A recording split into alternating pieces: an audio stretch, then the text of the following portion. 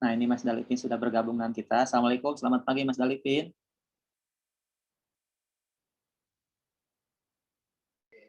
Waalaikumsalam, pagi-pagi. Assalamualaikum warahmatullahi wabarakatuh. Aman ya, Mas? Aman. Aman, Mas ya? Ya, saya bisa dengar kok. Aman. Dengar suara saya nggak? Dengar, Mas. Halo? Oke. Jelas. Yang lain bisa dengar suara Mas Dalipin? Oke. Oke. Baik, saya minta tolong dulu sebelumnya, selain narasumber, mohon di-mute ya audionya. Saya cek dulu. Baik. Saya mulai. Assalamualaikum warahmatullahi wabarakatuh. Sebelumnya tadi di pembukaan kayaknya saya belum perkenalan ya. Saya Mufli, admin website muhammadiyahbogor.org. Sekalian perkenalan ya ke Mas Dalipin, karena saya yang suka gangguin Mas nih untuk menjadi narsum di sini. Terima kasih Mas atas kesediaannya bergabung dengan kami untuk berbagi wawasan kepenulisan. Alhamdulillah kita bisa hadir belajar di training virtual ini. Saya dan teman-teman ini posisinya sama-sama peserta, walaupun saya memandu kegiatan ini sebagai moderator, tapi saya juga belajar dan tentu belajar dengan Mas Dalipin untuk kesempatan pada pagi hari ini. Pengalaman Mas Dalipin cukup panjang di dunia penulisan. Nanti Mas Dalipin boleh koreksi saya Mas ya kalau ada kesalahan. Ya boleh. Jadi Mas Dalipin ini dulu mendirikan tabloid Detik ya dengan teman-temannya. Bukan detik.com ya, walaupun detik.com itu nanti temannya Mas Dalipin juga yang bikin. Tahun 90-an Mas Dalipin membuat tabloid Detik, kemudian lompat ke ABC Australia ya Mas ya, televisi. Iya. Kemudian juga di BBC London. Kalau di kita tuh kayak Antara, kantor berita Antara ya. Mas Dalipin di BBC cukup lama. Kemudian juga sempat bergabung di tim medianya Manchester. Kemudian pulang ke Indonesia, inisiasi cnnindonesia.com. Jadi beliau pulang ke Indonesia, kemudian menginisiasi pendirian cnnindonesia.com, punya Pak CT, dan saat ini di kumparan.com sebagai Chief of Storyteller Officer, Mas ya? Iya, iya betul. Chief of Storyteller saya. Pendongeng. Berarti pimpinan pendongeng ya, Mas? Berarti di kumparan ini cukup unik ya jabatannya ya, pimpinan pendongeng. Karena memang kalau kita perhatikan di grup WA kita sudah saya share terkait misalnya gaya menulis Mas Dalipin ini memang mendongeng. Dan saya kira di Muhammadiyah ini banyak hal-hal yang bisa didongengkan ya. Yang banyak kisah-kisah misalnya di ranting, di pedesaan, kiprah-kiprah Muhammadiyah yang saya kira kalau menggunakan gaya storytelling itu akan menarik dan barangkali nanti teman-teman bisa belajar banyak hal. Mudah-mudahan kita banyak mendapat insight dari Mas Dalipin. Sebetulnya pertemuan kita ini kan hanya pembuka, karena belajar menulis itu kan tidak cukup 1-2 jam ya, belajarnya seumur hidup. Kami harap ini bisa menjadi pintu pembuka wawasan, dan selanjutnya nanti hal-hal yang disampaikan oleh Mas Dalipin ini kita bisa elaborasi lebih lanjut di grup WA dan sebagainya. Nah, untuk selanjutnya saya persilakan dulu Mas Dalipin untuk menyampaikan hal-hal terkait kepenulisan Mas ya. Nanti kita bisa lanjutkan dengan tanya jawab lebih lanjut. Silakan Mas Dalipin. Oke, terima kasih. Assalamualaikum warahmatullahi wabarakatuh. Waalaikumsalam warahmatullahi wabarakatuh. Saya sebetulnya saya pernah menulis betapa saya tidak senang ya, bukan tidak senang, saya tidak merasa punya kemampuan atau keahlian untuk memberi kayak kursus atau kelas mengajar soal tulis menulis, karena itu memang bukan sesuatu yang saya punya latar belakang untuk kemudian memberi pelajaran seperti itu. Saya belajar menulis lebih sebagai sebuah kerja otodidak ya. Jadi kerjaan saya dulu itu meniru apa yang dilakukan oleh penulis-penulis yang sudah ada sebelumnya. Saya membaca dan kemudian mencoba untuk melakukan internalisasi cara mereka. Jadi saya berlatih. Saya memang berlatih sejak waktu kuliah ya. Ketika saya mulai senang menulis, SMA mungkin, SMA lebih tepatnya. Menulis ulang apa yang dikerjakan oleh orang. Betul-betul menulis ulang. Saya membaca sesuatu dan kemudian saya membayangkan dan kemudian saya menulis sesuatu yang sama itu dengan versi saya sendiri. Kira-kira seperti itu. Itu yang dulu biasa saya kerjakan ketika saya SMA dan kemudian ketika kuliah di awal-awal itu. Dan karena saya merasa bahwa saya tidak punya cukup kesempatan untuk belajar menulis pada orang tertentu, saya tidak punya kesempatan untuk kemudian berkonsentrasi untuk belajar menulis, dan saya memang sebetulnya ketika mulai tertarik dengan dunia tulis menulis, saya tidak saya selalu khawatir. Saya pengen jadi penulis, tapi saya selalu khawatir bahwa kalau melihat kehidupan beberapa orang, saya dulu dekat dengan seniman-seniman di Jogja, beberapa teman yang menjadi penulis itu hidupnya kok sepertinya tidak cukup menggembirakan secara materi ya, Sehingga kemudian saya berpikir, saya tidak bisa kalau saya harus menempuh jalan seperti itu, sehingga kemudian oke, saya akan belajar menulis sendiri dan mungkin akan menempuh profesi yang dekat-dekat dengan tulis menulis. Kira-kira seperti itu. Itu kenapa kemudian saya menjadi wartawan. Tetapi kembali ke persoalan menulis. Persoalan menulis itu kan, ini saya cerita sedikit saja, nanti kita kemudian banyak tanya jawabnya ya. Menulis itu kan sebetulnya persoalan bercerita ya. Persoalan bercerita. Kalau istilah kerennya sekarang itu storytelling. Saya nggak tahu juga kenapa kemudian itu menjadi sebuah buzzword yang luar biasa ya belakangan ini ya. Semuanya serba ini harus storytelling, ini harus menjadi storyteller, harus menjadi, karena sebetulnya kalau kita mau sedikit duduk sebentar untuk kemudian mengamati apa yang terjadi di dunia ini, kita itu sebagai manusia itu kan definisinya macam-macam ya. Ada yang makhluk yang berpikir, makhluk yang mengerti simbol, makhluk yang mengerti bahasa. Tetapi pada intinya kemampuan kita untuk survive di dunia ini itu adalah ditopang salah satunya, dan yang sangat penting adalah kemampuan kita untuk bercerita. Tanpa kita bercerita, maka kita pasti sudah musnah. Sederhananya seperti itu. Karena dengan bercerita, kita bisa menghimpun pengetahuan menangnya. Jadi dari ketika pertama kali internet saya kok nggak stabil. Ketika pertama kali manusia diturunkan ke bumi, ada Adam begitu. Sampai sekarang ini sebetulnya yang terjadi adalah cerita-cerita yang terus bertumpuk dan kemudian bertambah dan terhimpun dan kemudian semakin lebar. Jumlahnya semakin banyak, semakin banyak pengetahuannya, kira-kira seperti itulah.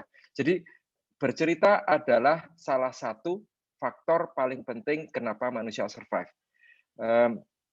Dan ini bukan sesuatu hal yang luar biasa. Kita mungkin akan berpikir, mosok sih, tetapi itu betul-betul seperti gini. Kita berbicara tentang kitab suci saja. Kitab suci apa saja lah, tidak harus Quran. Dia bisa di Bhagavad Gita, bisa di Injil, bisa di itu. Isinya itu cerita semua. Kita mungkin akan, kitab suci itu dimaksudkan sebagai pedoman, sebagai aturan, bisa pokoknya pegangan hidup lah, kira-kira seperti itu. Tetapi kan sebetulnya di dalamnya dia tidak berbicara hukum A, B, C, D, E, F, G gitu. Kan tidak seperti itu. Dia bercerita ada asbabun nuzulnya, ada kenapa dia turun dan penyebabnya apa. Jadi segala sesuatunya itu diceritakan sebab apa dan mengapanya itu. Dan cerita itu pada dasarnya dari zaman Adam pertama kali ada dan kemudian sampai sekarang itu rumusnya sebetulnya seperti terumuskan dalam apa namanya hukum jurnalistik itu. 5W1H saja, ada apa, siapa yang mengatakan, kenapa, yang 5W1H itulah, itu sudah rumus paling benar dalam bercerita, dalam apapun juga. Itu sejak dulu sampai sekarang ya cuman seperti itu hukumnya. Sehingga apa namanya, itu sebuah kegiatan yang sebetulnya ada dalam kita, intrinsik kemampuannya ada kita, innate gitu ya, dan kemudian kita hanya tinggal apa mencoba untuk melakukannya terus-menerus. Dan itu kita berbicara soal kitab suci ya, yang keseharian saja kita ngobrol itu kan sebetulnya juga 5W1H dan itu juga bercerita juga apa sih yang terjadi, kenapa terjadi, di mana terjadi. Setiap hari percakapan kita, komunikasi kita itu kan sebetulnya seperti itu. Kita mau berbicara tentang ilmu pengetahuan, matematika, itu kan sebuah cerita juga, hanya menggunakan angka. Apa namanya, 1 tambah 2 sama dengan 3. Itu sebuah penceritaan. Coba kalau misalnya kemudian 1 kaleng ditambah 2 kaleng sama dengan 3 kaleng. Itu kan urutan-urutan bercerita dan kemudian nanti kalau dia pada situasi tertentu ketika ditambahkan ada namanya relativitas, ada macam-macam. Kita berbicara tentang fisika, kita berbicara tentang cerita tentang hukum alam. Apa sih hukum alam itu? Awalnya mungkin kita tidak tahu. Kita manusia pada awalnya masih sederhana pemahamannya. Tetapi semakin lama yang saya omongkan tadi di depan bahwa cerita itu bertambah, khasanahnya bertambah, dan kemudian muatannya bertambah, pemahaman kita bertambah, itu kemudian seperti yang kita kenal sekarang ini, kita tahu tentang hukum gaya setengah MP kuadrat, itu sebuah cerita. Rumus itu juga sebuah cerita. Kalau seperti ini akan seperti ini, maka akan akhirnya seperti ini. Itu kan itu sebuah cerita. Fisika seperti itu. Apalagi biologi, itu cerita tentang ilmu hayati, kehidupan organik ya, organik maupun non organik. Kita mau berbicara tentang perdagangan. Perdagangan sendiri sebuah cerita, barangnya dari mana, ini bagaimana, kenapa nyampe harga segitu, demand-nya seperti apa namanya, pasarnya seperti apa, itu sebuah cerita. Apapun yang kita lakukan itu sebuah cerita. Kita naik mikrolet aja sebuah cerita. Itu ada pemahaman tentang jarak, pemahaman tentang tarif, pemahaman tentang perilaku, macam-macam di situ, dan itu semua ceritanya walaupun tidak kemudian dimaksudkan sebagai sebuah cerita, tetapi semua pemahaman kita tentang yang di situ dalam proses kita naik mikrolet untuk pergi dari satu tempat ke tempat lain, sebuah cerita yang tidak perlu diceritakan lagi karena kita sudah ada di benak kita. Oh, aku mau pergi dari A ke sana, bayarnya sekian, aku tidak perlu berbicara dengan sopir, ini. Ada kesepakatan yang dipahami oleh semua yang terlibat di dalamnya. Sehingga kemudian persoalan bercerita itu adalah sesuatu yang sebetulnya secara natural kita miliki. Nah, kemudian kita berbicara tentang menulis. Persoalannya sekarang kemudian adalah kalau khusus untuk tulis-menulis, bagaimana kita menumpahkan atau mengalihkan dari apa yang kita lihat, apa yang kita alami sehari-hari, apapun itu bentuknya itu, ke sebuah teks. Itu saja sebetulnya persoalannya. Jadi kemudian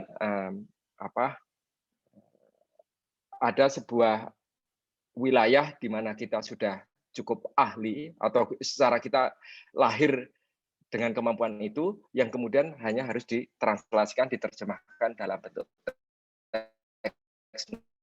Nah, bentuk teksnya seperti yang di awal saya ceritakan, saya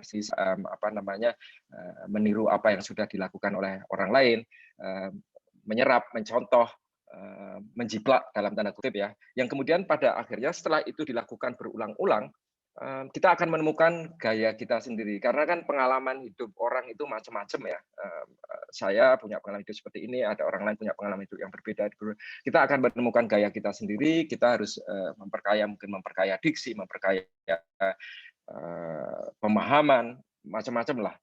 Yang seperti dipersyaratkan dalam persoalan tulis-menulis. Saya bukan seorang penulis yang luar biasa atau jagoan atau apa, tetapi itu apa, langkah yang saya lakukan, langkah yang saya tempuh. Saya seringkali ditanya, dari mana dapat inspirasi menulis misalnya. Sekarang saya di Kumparan, saya menulis setiap hari Senin. Ini sudah tahun ketiga, itu setiap minggu ya. Itu saya menulis tanpa henti. Saya ditanya inspirasinya dari mana. Saya kadang-kadang bertanya pada mereka, lah kamu tiap hari ngomong, tiap hari ngobrol, entah sama istri, entah sama anak, entah sama teman, itu inspirasinya dari mana? Oh saya ini kan kegiatan sehari. Nah sama sebetulnya. Itu betul-betul apa yang terjadi di sekitar saya, ya saya tumpahkan saja ke dalam bentuk tulisan. Karena seperti yang saya katakan di awal, memang prosesnya menurut saya, cerita maupun penulisan itu ya hanya memindahkan apa yang kita alami, kita pahami ke dalam bentuk teks. Dan untuk bisa melakukan itu ya kita hanya perlu latihan saja. Memang ada beberapa hal yang kemudian saya lakukan. Misalnya kalau saya menulis, saya biasanya sudah membayangkan kepada siapa tulisan saya ini akan saya tujukan. Siapa yang kira-kira membaca. Bahkan saya bisa membayangkan bagaimana kira-kira reaksinya. Tentu saja ketika kita selesai menulis dan kemudian itu dilempar ke pasar, kita tidak bisa menduga ya reaksinya. Dan itu sudah bukan milik kita lagi. Itu sudah menjadi milik publik, walaupun itu pikiran kita, tetapi ketika itu kita lemparkan ke publik, itu sudah menjadi milik publik, dan publik akan memahaminya secara berbeda-beda, tergantung juga dengan pengalaman hidup mereka, posisi mereka, posisi hidup mereka ya, atau posisi kelompok mereka atau apapun lah, dan juga pengetahuan mereka. Lapisannya itu bermacam-macam, lapisan pemahamannya, dan kita tidak bisa menyalahkan, dan kita tidak bisa membenarkan atau apapun. Pokoknya begitu barang itu dilepas, ya kita tidak punya lagi kuasa terhadap bagaimana orang akan menafsirkan atau memahami apa yang kita tulis. Kalau dulu waktu di awal-awal, percakapan antara penulis dengan pasar itu hampir tidak ada ya.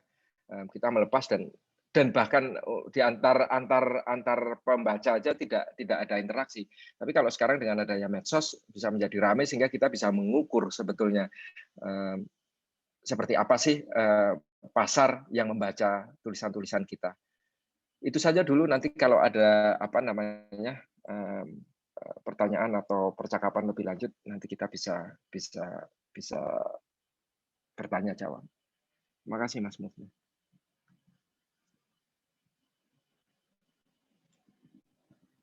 Baik, terima kasih Mas Dalipin.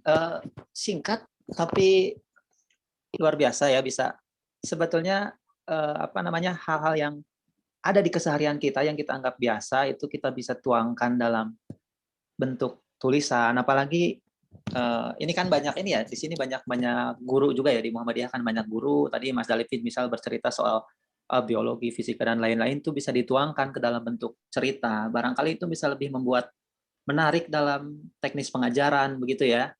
Kemudian kemarin kan ada problem misalnya mulai atau mencari ide. Nah, itu kan bisa dimulai dari misalnya meniru tulisan orang lain ya, seperti yang memang itu sudah biasa dilakukan oleh penulis pada umumnya.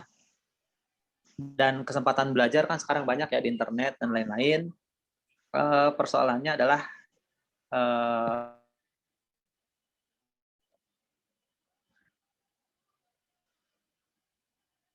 bentuk cerita itu harus rumusnya sama ya, kata Mas Dalipin tadi, mau itu artikel atau berita, selalu 5W 1H.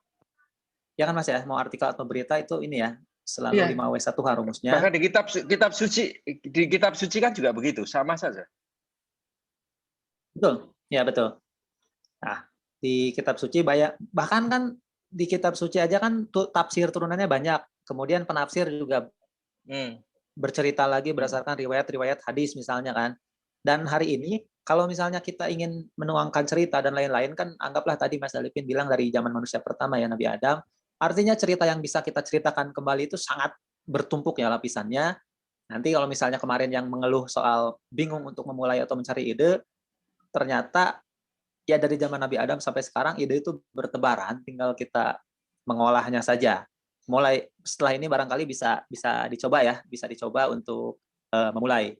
Kemudian sebelum masuk ya ke pertanyaan-pertanyaan teman-teman, ini kemarin kan saya sudah share juga dengan Mas Dalipin ya tentang kalau misalnya apa namanya, kan ada yang mengeluh soal tulisan saya itu terlalu bergaya berita gitu, Mas. Apakah itu sebuah problem atau gimana ya? Artikel tapi gayanya gaya-gaya berita gitu. Apa itu sebuah problem atau ciri khas tertentu ya?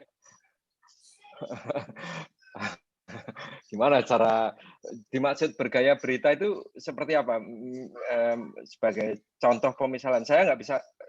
Saya ngerti gaya berita seperti apa, dan tetapi maunya sebetulnya seperti apa? Apakah dia maunya seperti sebuah atau begini saja kali ya? Misalnya, menurut Mas, apa beda artikel misalnya opini atau feature dengan berita straight gitu? Barangkali teman-teman belum bisa membedakan itu. Berita opini itu opini, kita terlibat di dalamnya.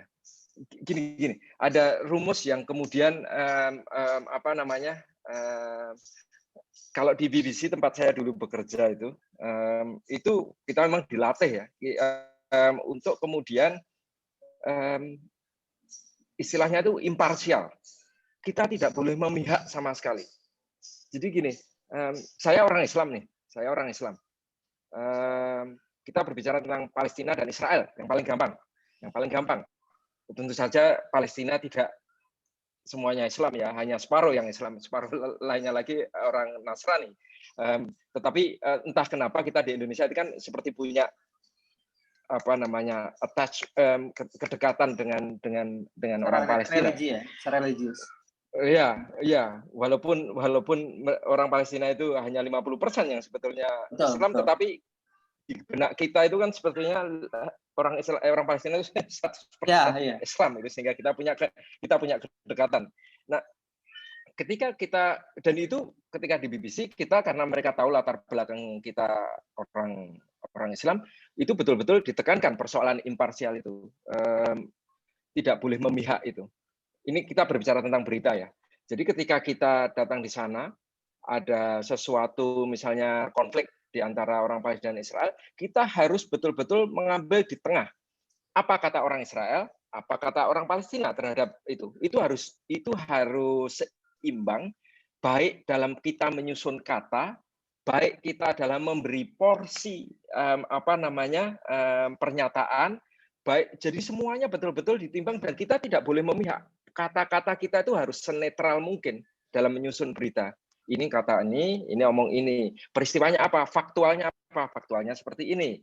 Ini komentarnya terus begitu. Itu ditanamkan berulang-ulang. Idealnya saya mengatakan idealnya, karena idealnya adalah seperti itu ketika kita menulis berita. Jadi tidak ada pemihakan, tidak ada kita di dalam atau aku di dalam penulisan. Kalau opini kan jelas berbeda. Opini itu ya semau saya. Apa saya mau mengatakan apa? Hanya saja ada persyaratan ketika kita berbicara opini, ada akal sehat tetap, ya kan? Ada hal-hal yang sifatnya kita tidak bisa mengatakan gini aja.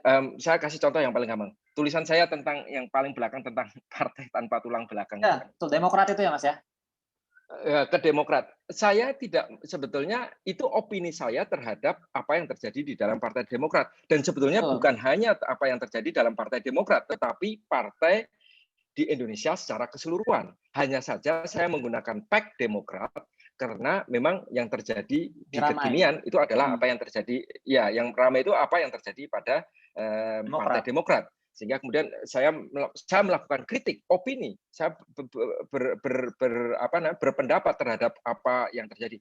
Tetapi saya tidak bisa mengatakan hanya bilang, ini memang kolokan nih Partai Demokrat. Saya tidak bisa melakukan seperti itu ketika kita beropini. Saya harus membangun sebuah argumen. Saya harus bercerita dulu kenapa saya sampai pada kesimpulan seperti itu. Itu opini. Jadi kita ada akal sehat yang tetap bermain, ada fakta yang tetap harus kita pegang, dan ada data yang kita kemudian bisa kita amati dan kemudian kita dedah bersama. Jadi itu sifatnya opini seperti itu. Kalau berita betul-betul kita tidak ada di dalam tulisan itu, di berita itu kita anonim. Kita hanya menceritakan apa yang terjadi, siapa yang terlibat, bagaimana komentar mereka yang terlibat, baik dari kalau sebisa mungkin ya, kalau ada dua pihak yang terlibat, ya dua pihak itu harus kita beri porsi. Kalau ada tiga ya kita tiga-tiganya, kalau empat ya empat. Jadi harus itu beda sekali kan kemudian antara berita dengan opini. Dan berita biasanya sifatnya sementara. Opini juga bersifat sementara, tetapi kemudian dia punya kelenturan untuk kemudian ketika dibaca pada saat dia masih punya ada konteks yang bisa digunakan untuk memahami apa yang sesungguhnya terjadi. Kira-kira seperti itu. Baik Mas, berarti ini kalau berita itu istilahnya cover both side gitu ya, di semua pihak diambil. Iya, ya. Kemudian kalau opini itu ada bisa disebut keberpihakan nggak sih Mas? Misal keberpihakan pada anggaplah partai politik atau kepentingan publik kayak gitu. Boleh, dan namanya opini boleh keberpihakan, tetapi ada akal sehat di dalamnya yang tetap harus digunakan. Tidak boleh cuma asal misalnya kita berpihak pada X, ya pokoknya kalau X mesti benar terus semua yang salah. Kalaupun mau mengatakan itu, apa data kamu, apa analisis kamu, bisa diterima akal atau tidak, bisa terbantah, ya kayak gitu itulah. Ya, kira-kira. Kalau contoh feedback yang tidak terkontrol itu saya juga kemarin baca ya tulisan Mas Alipin yang soal tanpa tulang belakang itu kan saya nggak nyangka juga di kolom komentar kumparan itu banyak dalam tanda petik buzzernya Partai Demokrat ya, marah-marah gitu. Karena artinya kan nggak apa-apa. Opini itu kan bebas-bebas aja ya. Cuman tetap aja di kita banyak yang masih banyak yang belum menerima kebebasan berekspresi itu biasalah. Selanjutnya nih ada tadi soal itu ya, soal terlalu bergaya berita dan lain-lain. Sebenarnya itu bisa diakalin ya, bisa dimodifikasi. Nah itu berkaitan mungkin dengan yang selanjutnya nih Mas. Kekhawatiran soal tulisan kita nggak berkualitas gitu, atau jelek nih pasti tulisan saya nih gitu. Itu wajar nggak sih Mas dalam memulai belajar menulis gitu misalnya? Kalau Anda tidak ragu maka kemudian Anda juga tidak maju. Oh gitu. Kita lebih baik menulis dan kemudian dilepas dan orang mengatakan itu buruk untuk kemudian kita belajar lagi, daripada kita khawatir itu akan dikatakan buruk dan kita merasa buruk dan kemudian kita tidak menulis. Oh betul. Kalau kita tidak kemudian melepas, samalah dengan produk apapun juga ya. Kalau kita tidak melepas produk kita, ya kita tidak akan tahu kapan ini akan menjadi baik. Kalau Anda menunggu tulisan kita akan menjadi baik sekali misalnya gitu ya, ya kapan? Dari mana kita tahu akan menjadi? Kalau kita belajar di antara kita di kamar kita sendiri, kita belajar matematika atau fisika atau apa, kita akan merasa menjadi orang paling pintar sedunia. Tapi begitu kita keluar, kita baru tahu, oh pengetahuan saya baru segini, oh pengetahuan saya harus meningkatkan lagi, harus ada perbandingan, harus ada masukan, harus ada kritik dan sebagainya. Pemisalan yang paling gampang gini, misalnya gini, ingat dulu si Habibie waktu mau bikin pesawat. Pesawat gitu, dan pesawat itu pertama kali di roll, semua orang bilang alah pesawat kayak gitu aja, pesawat ini kurang itu, kaleng-kaleng dan sebagainya. Ini sebetulnya khas orang Indonesia ya, saya nggak tahu, mungkin saya terlalu berlebihan juga ketika mengatakan ini khas orang Indonesia, sehingga kemudian dalam perjalanannya orang tidak lagi percaya Indonesia bisa bikin pesawat terbang dan kemudian lama-lama disingkirkan karena dianggap biayanya terlalu mahal dan kemudian mati. Itu banyak sekali orang-orang yang kemudian saya kenal bertebaran di seluruh dunia. Mereka bekerja di Boeing, mereka bekerja di apa namanya Airbus, menjadi orang-orang penting di sana, menjadi tokoh-tokoh penting di perusahaan-perusahaan itu. Padahal mereka sebetulnya orang-orang IPTN yang kemudian terpaksa lari karena IPTN berhenti berproduksi. Perbandingannya adalah apa yang dilakukan oleh ini ketika kita berbicara produk, kenapa produk itu harus dilepas dan kemudian agar kita tahu dan kita harus percaya diri untuk kemudian bisa memperbaiki.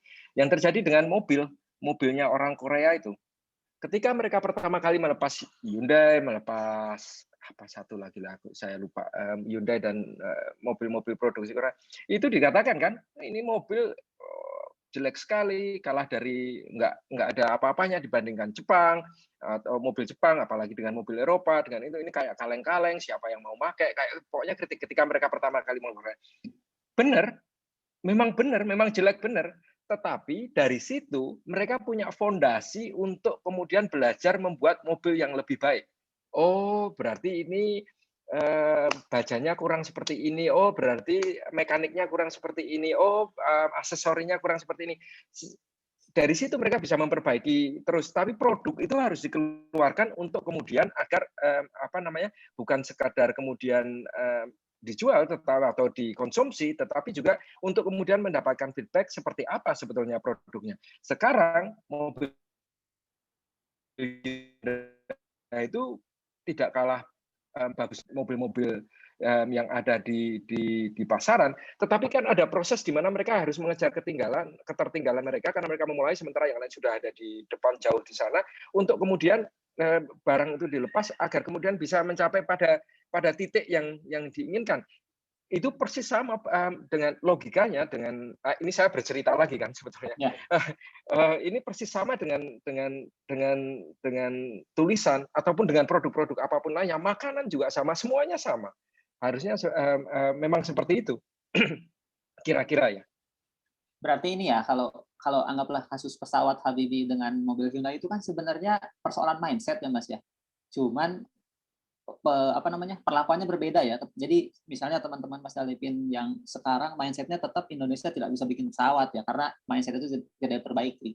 Kalau Hyundai kan pengalaman apa namanya, penilaian jelek orang itu untuk masukan ya, malah meningkatkan kualitas itu.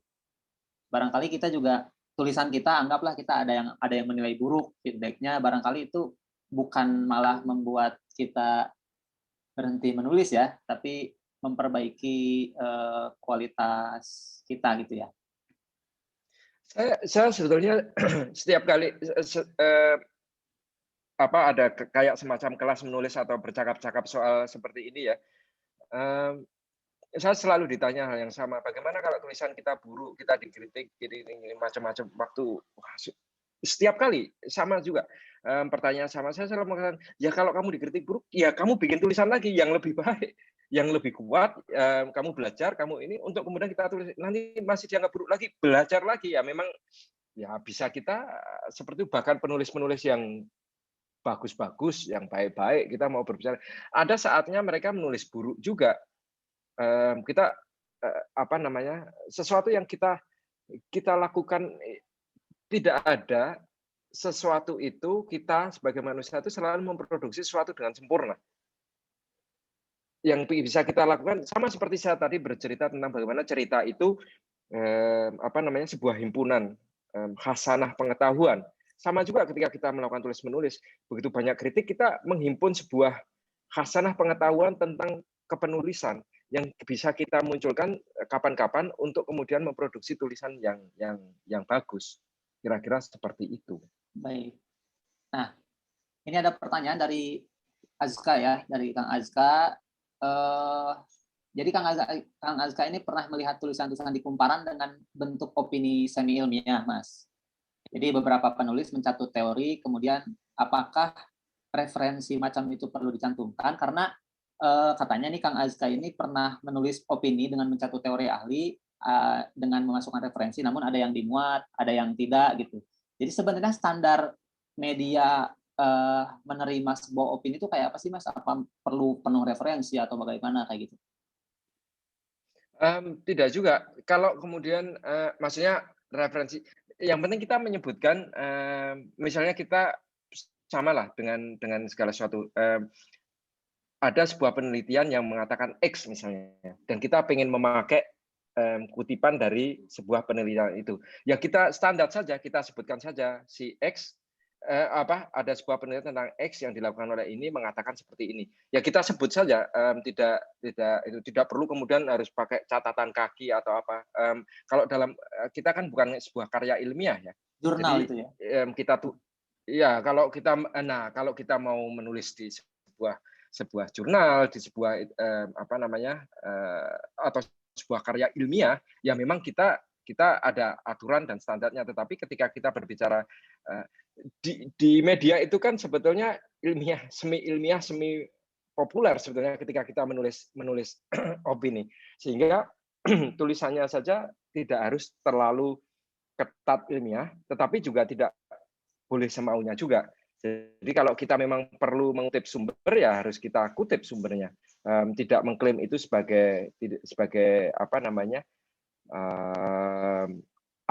omongan kita atau apa namanya, murni dari kita. Kita tulis saja kan pendek sekali. Dan standar apakah kemudian di media kemudian, itu digunakan sebagai standar untuk menerima tulisan, dimuat atau tidak? Tidak.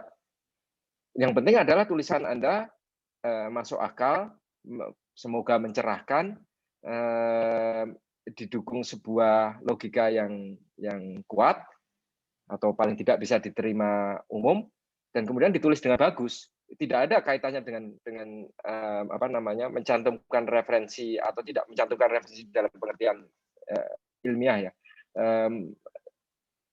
Tidak ada hubungannya dengan itu. Yang ada itu apa? Anda tulisannya bagus, masuk akal, punya argumen yang kuat. Itu yang dan kemudian aktual. Itu yang lebih menjadi pertimbangan di media. Berarti barangkali hal tersebut ada kaitan dengan visi misi sebuah media barangkali Mas ya. Kadang-kadang kan kita lempar ke media Betul, A, betul, nggak betul. diterima, tapi di Ya, media lain ya, diterima gitu betul. ya. Ya, ya.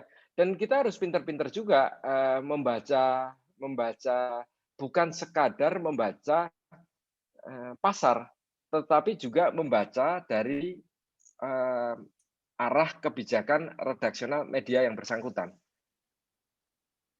Dia media yang nasionalistik misalnya gitu. Kita ngerti, oh ya kalau itu kita menulis yang berlawanan dengan kebijakan keredaksian secara umum ya, media seperti itu ya tentu saja tidak akan dimuat.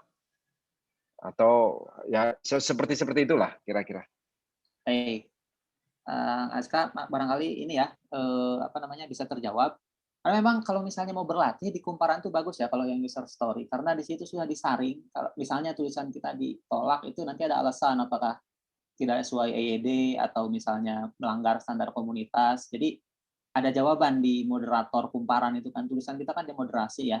Kemarin juga saya beberapa kali nyoba, oh jenis tulisan ini ditolak, jenis tulisan ini diterima gitu. Jadi dan ada tulisan saya yang dilempar ke yang lain diterima. Berarti kan itu ada ini ada standar yang berbeda setiap media ya Mas ya. Baik, Iya, iya, selanjutnya iya. apa namanya? Kalau untuk kemampuan ini ya, misalnya tadi kan mengalihkan medium obrolan ke tulisan gitu Mas. Karena kita nih ada yang mengaku sulit merangkai kata, menuangkan ide dalam tulisan. Misal kayak kita nih ya, dalam kita berhadapan dengan laptop itu tadi saya pikir apa ya? Padahal kan tadi Mas bilang cerita itu kan sederhana saja. Itu ada tips-tips tertentu nggak sih Mas untuk mengkonversi dari versi obrolan ke tulisan gitu? Saya mengatakan yang tadi itu bukan berarti saya gampang melakukannya. Pastikan prosesnya panjang. Maksud saya, tetapi juga bukan kemudian berarti sulit. Ini ada persoalan bakat. Ada persoalan bakat. Saja akan lebih mudah ya. Walaupun punya bakat kalau tidak diasah ya sama saja. Karena pada akhirnya adalah aduh internet saya agak putus. Oke. Jadi kalau bakat itu akan menguntungkan, tetapi kalau tidak diasah tidak ada gunanya. lebih baik kita tidak punya bakat, tetapi kita punya kemauan untuk mengasah terus-menerus. Itu sehingga kemudian akan lebih baik karena kemudian kita tahu bahwa kita punya kekurangan sehingga kita mengasahnya terus-menerus agar kemudian bisa menutupi kekurangan. Orang yang punya bakat kadang-kadang bisa menjadi malas dan kemudian terlalu relying itu terlalu bersandar pada kemampuan. Kalau ini penjelasan saya ini terlalu abstrak, gampang sekali. Ini setiap kali kalau gini, salah satu trik juga kalau kita kesulitan untuk kemudian menjelaskan sesuatu karena kita tidak cukup punya kemampuan atau bahasa untuk menjelaskan itu, cari analogi, cari persamaan di bidang lain yang kita merasa aman dan nyaman dan kita cukup punya pengetahuan. Ketika kita berbicara tentang bakat dan kerja keras, misalnya saya kesulitan untuk kemudian menjelaskan, gampang sekali saya akan berbicara tentang sepak bola. Itu sepak bola adalah sesuatu wilayah yang saya suka dan saya cukup punya khasanah di otak saya untuk berbicara tentang sepak bola. Nah, ketika kita membandingkan persoalan bakat dan kerja keras, gampang toh? Bakat, kita punya Maradona. Kita berceritalah tentang Maradona. Maradona itu tidak perlu terlalu repot berlatih dan sebagainya, dia sudah jagoan. Karena seperti kalau Anda pernah dengar cerita ketika dia di Napoli, yang lain pada latihan ini, latihan itu bersama-sama, Maradona tidur-tiduran di pinggir lapangan, main-main dengan bola, dengan itu. Tapi ketika ada di pertandingan sesungguhnya, Maradona hebat sekali. Itu betul-betul persoalan bakat yang tidak. Ruud van Nistelrooy bakatnya ada, tetapi biasa-biasa saja. Kompensasinya apa? Dia berlatih keras luar biasa bertahun-tahun melakukan hal yang sama terus-menerus sehingga kemudian segala sesuatunya menjadi insting sehingga dia yang tidak berbakat ketika dia bermain dia bisa sama bagusnya dengan orang yang berbakat ini. Betul. Dan segala sesuatu. Nah, dalam menulis juga sama. Ada orang yang berbakat sekali memang. Tetapi ada orang yang biasa. Tetapi bukan berarti kemudian level mereka tidak bisa sama. Bahkan kemudian orang yang maka bisa lebih tinggi karena dia mengasah diri terus masih ya salah satunya seperti itu.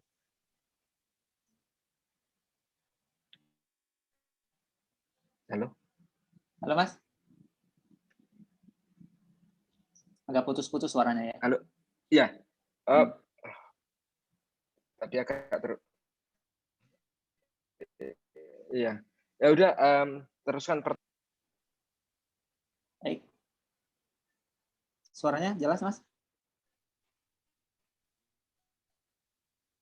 Ya, jelas. Jelas ya? Saya tunggu pertanyaan berikutnya tadi. Saya jadi agak lupa tadi apa yang Tadi kan soal ini ya, kalau misalnya mentok apa ini analoginya? Lari ke sesuatu yang kita kuasai, Mas ya. Karena ini kan ada pertanyaan soal ini kayaknya saya nggak menguasai topik nih. Saya nggak menguasai topik gitu. Jadi kan misalnya kalau misalnya guru-guru ya lebih baik misalnya membahas pendidikan, barangkali itu lebih enak, barangkali begitu ya, sesuai dengan kapasitas orangnya barangkali gitu. Ya kalau kita nggak menguasai topik ya belajar tentang topik itu atau kemudian ya jangan bercerita tentang topik itu. Kan sesederhana itu ya. Jangan memaksakan diri. Kalau memang kemudian kita tidak mengetahui, tidak memahami tentang topik itu, kecuali Anda memang belajar terusan kemudian untuk kemudian memahami, untuk kemudian baru kemudian ditumpahkan ke dalam bentuk tulisan atau cerita atau apa sajalah yang Anda ingin lakukan. Atau bisa juga misalnya kalau di dunia stand up comedy itu kan biasanya Mas materi itu berangkat dari keresahan gitu ya. Barangkali bisa berangkat dari keresahan lingkungan atau macam seperti itu kan ya. Itu bisa berangkat dari apa saja sebetulnya. Berangkat dari gini, salah satu perk-nya itu ya, perk itu apa ya? Salah satu kebaikan tapi sekaligus keburukan ya. Seorang generalis itu atau penulis opini generalis atau kita pengen yang menulis apa saja tentang apa saja. Itu adalah saya juga termasuk generalis nggak ngerti apa-apa sebetulnya saya ini. itu ada istilah dalam bahasa Inggris itu, Jack of all trades, master of none. Jadi bisa apa saja, tetapi sebetulnya tidak menguasai betul-betul segala sesuatunya. Jadi kita cuma mengerti di permukaan saja. Itu tidak menjadi masalah juga. Karena kalau Anda kemudian mau menjadi master of something, itu biasanya Anda menjadi akademisi atau ilmuwan. Itu yang itu. Tapi kalau kita para penulis opini atau apa itu, yang paling gampang itu budayawan itu apa namanya, sematan yang overrated itu. Tetapi mereka kan bicara tentang apa saja, semua aja dikomentari.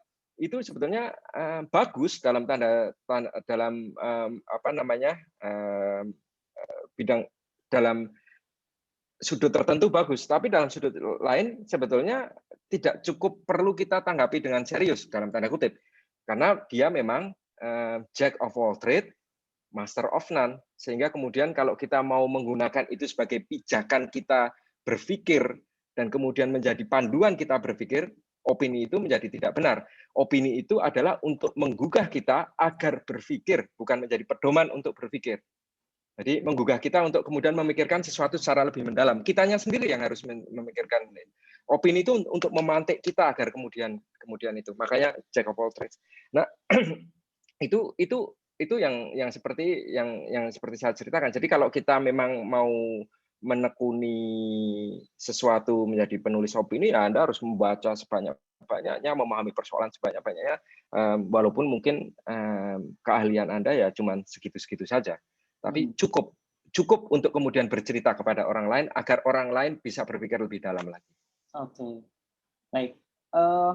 Kadang kan kita memang sering ya membaca opini orang lain. Oh ternyata begini gitu. Bisa nih saya tiru gitu. Tapi ketika kita mulai, misalnya ini ada pertanyaan yang masuk juga ya. Kita bingung dengan kerangka yang akan ditulis gitu Mas. Kerangkanya itu sebenarnya ya opini itu sebenarnya kayak sih Mas, misalnya ide besarnya dulu, kemudian logikanya kita uraikan atau sebaliknya seperti apa gitu Mas? Nggak ada rumusnya Mas Muflih, nggak ada rumusnya. Kita bisa berbicara, misalnya kita mau berbicara, bisa salah satu apa namanya, kelenturan dalam menulis opini itu, ini kita berbicara tentang opini ya, kita bisa memulai dengan tentu saja rumusnya kan 5W1H saja, sama saja. Tetapi kita bisa bercerita dengan what-nya, kita bisa bercerita dulu dengan why-nya, kita bisa bercerita dengan 5W1H, sampai lupa bagaimananya. Kita bisa dalam opini ya kita bisa kita putar-putar semau kita, tergantung gaya kita mau menyampaikan seperti apa. Misalnya, paling gampang itu memang pakai contoh ya. Saya tidak ingat luar kepala tentang contoh yang bisa dipakai. Tetapi kita bisa bercerita lewat sebuah parabel dulu atau cerita humor. Yang kemudian baru kita bisa masuk ke inti persoalan. Jadi cerita humor itu sebagai sebuah pembuka untuk kemudian agar kita bisa masuk ke persoalan inti. Atau kita bisa bercerita tentang jalan keluar sebuah permasalahan itu seperti ini. Baru kemudian kita turun ke bawah untuk kemudian bercerita tentang persoalannya sebetulnya apa. Baru kemudian di bawahnya lagi kita bercerita cocok nggak. Jadi tidak ada rumusan yang pasti ketika kita dalam menulis opini. Anda bisa memulainya dengan apa saja. Baik. Jadi bebas-bebas saja ya menulis opini ya. Jadi misalnya diterima atau tidak media itu kan bukan persoalan referensi ilmiah dan lain-lain ya. Jadi apakah sesuai dengan visi-visinya ya? Baik. Yang penting berbeda dengan ketika kita menulis berita ya. Kalau menulis berita itu seharusnya yang baku, walaupun sekarang mulai berubah ya. Sekarang kan dulu ketat sekali 5W1H itu betul-betul kita ikutin. Apa sih yang terjadi? Bagaimana terjadinya?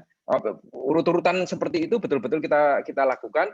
Dan kemudian kita zaman dulu, saya generasi cetak ya, kita menulis yang penting dulu, baru kemudian semakin tidak penting. Piramida terbalik. Kalau Anda pernah dengar semua tentang penulisan gaya piramida terbalik, itu sebuah rumus yang disebabkan oleh keterbatasan teknologi sebetulnya dulu. Karena kan kalau kita nulis di koran atau segala sesuatu yang sifatnya cetak, itu kan terbatas tempatnya. Sehingga kemudian kita membuat tulisan yang disebut piramida terbalik itu. Yang penting-penting kita taruh dulu di atas, semakin ke bawah semakin tidak penting, sehingga ketika kemudian kolom di dalam koran itu tidak cukup, itu tinggal dibuang. Yang pentingnya sudah Yang dibahas tidak penting. ya. Yang pentingnya sudah dibahas. Itu dulu sebetulnya. Jadi 5W1 hanya dipenuhi dulu, yang lain cerita berikutnya ya yang ecek-ecek yang kalau kemudian dibuang tidak mengurangi nilai dari beritanya, tapi kalau dimuat ya bagus karena kemudian menambah nuansa, kira-kira seperti itu. Jadi tapi kan metode itu juga hilang juga sebetulnya sekarang ketika ada media online ya, ada digital ya, karena kemudian semuanya bisa dimasuk, dia tidak lagi terbatas pada ruang. Walaupun ada rumus lagi sekarang, ternyata kemampuan manusia membaca itu ketika dia lewat digital, terutama sekali sekarang ketika lewat mobile phone itu, smartphone itu kemampuan konsentrasi manusia untuk membaca dengan betul-betul itu ternyata dibandingkan dengan ikan mas saja kalah kita ini. Ikan mas itu bisa berkonsentrasi penuh, itu sekitar 30 sampai 45 detik untuk kemudian membuat ini temuan ilmiah yang saya tentu saja hanya mengutip dan tidak bisa membuktikan sendiri. Tetapi konon para ahli mengatakan ikan mas itu bisa fokus pada satu hal itu bisa selama 45 detik. Manusia itu ternyata tentu saja kita bisa membaca terus-menerus ya, tetapi kemampuan untuk betul-betul menangkap fokus itu cuma 30 detik. Bayangkan ketika kemudian kita membaca di mobile phone ini, itu semakin kacau lagi. Ada sekian banyak konten yang berebut di HP Anda untuk meminta perhatian Anda. Padahal Anda cuma punya 30 detik untuk kemudian menentukan ini lebih penting, ini tidak penting, ini lebih penting, ini tidak penting. Sehingga kemudian kalau kita menulis terlalu panjang, ya wassalam, nggak akan ada yang sebagus apapun, kemudian ternyata konten Anda tidak akan ada yang baca. Kira-kira seperti itu. Itu kemudian kenapa muncul clickbait dan sebagainya itu loh. Kalau mau dirunut lagi ke belakang, ada ceritanya kenapa ada clickbait dan sebagainya itu. Itu. Karena ini ya, saya juga pernah baca soal ini Mas, yang ada masukan dari teman Mas Dalipin soal ini ya, traffic atau search engine optimizer gitu. Jadi tulisan kita yang bagus itu akan kalah dengan tulisan yang jelek. Nah, itu kan salah satu tantangan di dunia digital Mas ya. Ada komentar Mas soal itu? Ya. Ya, saya pernah menulis itu berkeluh kesah walaupun saya tidak berpretensi untuk kemudian menentang kemajuan teknologi ya. Kira-kira seperti itu dulu. Jangan salah. Di setiap waktu itu selalu ada perkembangan, selalu ada perubahan dan ada metode untuk kemudian beradaptasi dengan perubahan itu. Waduh, ini cerita tapi bisa panjang sekali. Perlu tidak ya? Gini, saya mencoba untuk bercerita seringkas mungkin ya. Sebetulnya gaya penyampaian kita bercerita itu selalu tergantung pada teknologi. Kita tidak sadar itu, tetapi selalu bergantung pada teknologi. Bahkan orang yang menerima cerita, informasi yang kita sampaikan itu pun juga bergantung pada teknologi. Masa lalu, bukan persoalan. Yang metode yang digunakan adalah oral. Kita datang, kita bercerita, kita gini, kita orang mengingat, menghafal dan sebagainya. Oral. Jadi semua cerita khasanah pengetahuan kita itu sifatnya oral. Bahkan Quran itu kan sebetulnya oral juga kan itu, bukan teks toh sebetulnya. Ini bukan untuk itu. Dia akan lebih punya nilai ketika ya kan, kita baca, kita ucapkan, itu baru recite gitu ya, kita omongkan, itu baru kemudian akan berbeda ketika kita membaca, kita mengucapkan itu berbeda karena ada macam-macam lah psikologis. Nah, itu karena dulu juga di satu tentu saja hak Tuhan untuk bagaimana menurunkannya, tetapi juga persoalan memang tidak ada teknologinya untuk kemudian menurunkan itu dalam bentuk apapun juga, sehingga orang kemudian menghafal, kemampuan otaknya luar biasa untuk kemudian menyerap semua informasi itu secara awangan, kalau orang Jawa bilang. Ketika muncul cetak, perangai kita itu berubah. Cara kita menuliskan itu berubah, cara kita bercerita juga berubah, cara orang menerima informasi juga berubah. Jelas ada kemudahan ya, karena itu kemudian semua orang punya akses ke tulisan koran gitu, bisa dibaca di mana saja, orang tidak perlu mengingat lagi, tulisannya bisa dibikin macam-macam lah, kira-kira seperti itu. Jadi otak kita kemudian terlatih untuk membaca dan mulai mengkerut dan tidak lagi punya kemampuan untuk melakukan hafalan. Kemampuan hafalan kita itu menurun. Salah seorang ya, saya salah seorang yang menurut saya kemampuan ini, saya menyaksikan sendiri kemampuan. Saya pernah mengikuti dia berkelana dari satu tempat ke tempat lain untuk berziarah ya. Kalau orang NU tradisi ziarahnya kuat sekali. Dan dia mendoakan di makam itu, jadi ada di makam Pangeran Jayakarta tengah malam itu dia merunut mendoakan dari orang yang meninggal ini, bapaknya siapa, keluarganya siapa, atas terus sampai 30 turunan kira-kira. Sampai ini ujungnya kemana kita itu. Jadi dia mendoakan itu kayak bertawasul itu ya nasabnya itu diurutin itu. Dan dia bisa ingat itu. Itu hanya dimiliki oleh orang-orang yang punya kemampuan untuk mencoba membebaskan diri dari hal-hal yang sifatnya teks. Kita tuh menghafal juz amma aja susahnya setengah mati kok. Walaupun sekarang tentu saja ada yang penghafal Quran ya lebih banyak dari dulu sepengetahuan saya. Tapi kita manusia biasa ini kan kesulitan. Karena apa? Karena kita dididik untuk kemudian menggunakan teks. Jadi ada kemampuan itu yang hilang.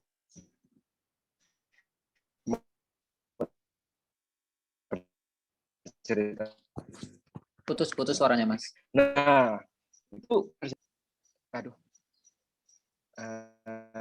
Sekarang gimana? Masih putus-putus. Masih putus-putus? Ya. Waduh. Oke, udah jelas. Udah jelas nih. Udah.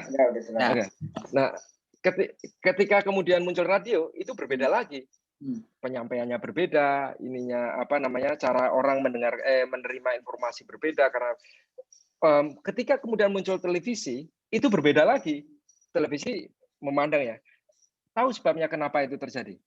Karena kalau kita bercerita, itu kan sebetulnya kita melakukan rekonstruksi terhadap sesuatu. Misalnya kita melihat orang kecelakaan, kita mau bercerita kepada orang lain itu. Kita melihat sebuah kecelakaan, kita melakukan abstraksi kan. Oh iya, ini ada kecelakaan seperti ini, kendaraan dari sana ke sini, ini yang terlibat ini. Kita melakukan abstraksi, menyerap informasi, melihat apa yang terjadi, dan kemudian melakukan abstraksi dan kita simpan kita kan. Kita rekonstruksi lagi kejadiannya. Tadi itu ada kejadian seperti ini, ada mobil dari sebelah kiri ditabrak sebelah kanan. Jadi kita melakukan rekonstruksi terhadap abstraksi kita. Kita yang menerima, yang mendengar cerita itu, apa yang kita lakukan? Menyerap informasi, melakukan abstraksi lagi. Yang mendengar itu melakukan abstraksi dan kemudian merekonstruksi lagi. Prosesnya itu ada 4-5 tahap. Tahu nggak apa yang terjadi ketika itu proses itu terjadi? Si penerima informasi merekonstruksi dari penerima informasi itu belum tentu sama dengan apa yang kemudian macam-macam pengalaman hidupnya berbeda, ceritanya berbeda, cara penyampaiannya berbeda. Contoh paling gampang gini. Lagi ya. Koneksinya. Ya. Halo, dengar, Mas? Halo, dengar, Mas. Oke. Anda ya. Pernah dengar yang namanya Chinese Whisper? Kenapa saya bercerita seperti soal rekonstruksi, konstruksi dan sebagainya abstrak? Chinese Whisper itu gini, gampangnya gini. Saya sebesar kelingking di belakang rumah. Mas Mukhlis cerita lagi sama orang lain. Ada ular sebesar kelingking di belakang rumah. Tiba-tiba saja ketika itu sudah disampaikan 100 kali, tahu apa yang terjadi, Mas?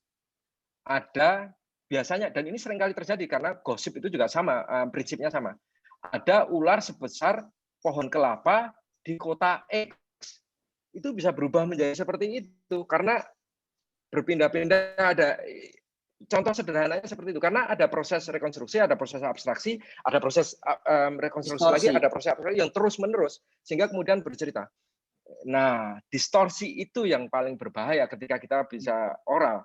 Nah, hanya orang-orang yang punya kemampuan luar biasa, makanya kalau kita berbicara tentang sahabat Nabi dan sebagainya, itu mereka orang-orang luar biasa yang kemudian bisa tidak melakukan distorsi terhadap itu, tidak terkena sindrom Chinese Whispers. Tetapi di kehidupan modern itu kan gampang sekali. Ketika masyarakatnya kita tidak kenal, nasabnya tidak jelas, ininya tidak jelas, orang cerita nggak karu-karuan. Seperti zaman sekarang ini. Nah, cetak itu membantu itu, tetapi dia menyempitkan kemampuan kita untuk melakukan rekonstruksi dan abstraksi. Karena kemudian jelas terpampang tulisannya dari kiri ke kanan, ditabrak kecepatan sekian. Itu ya, penjelasannya seperti itu. Itu pun ternyata ketika koran itu datang, cetak datang, tetap saja terjadi Chinese Whispers itu tetap terjadi, walaupun derajatnya, kadarnya sudah berkurang. Televisi itu mengurangi itu semua. Kemampuan abstraksi itu hampir-hampir tidak ada. Ketika misalnya ada, saya pergi ke Brasil waktu itu, saya mau bercerita, ini ada sungai yang luar biasa besar dari kiri ke kanan, lebarnya 30 km,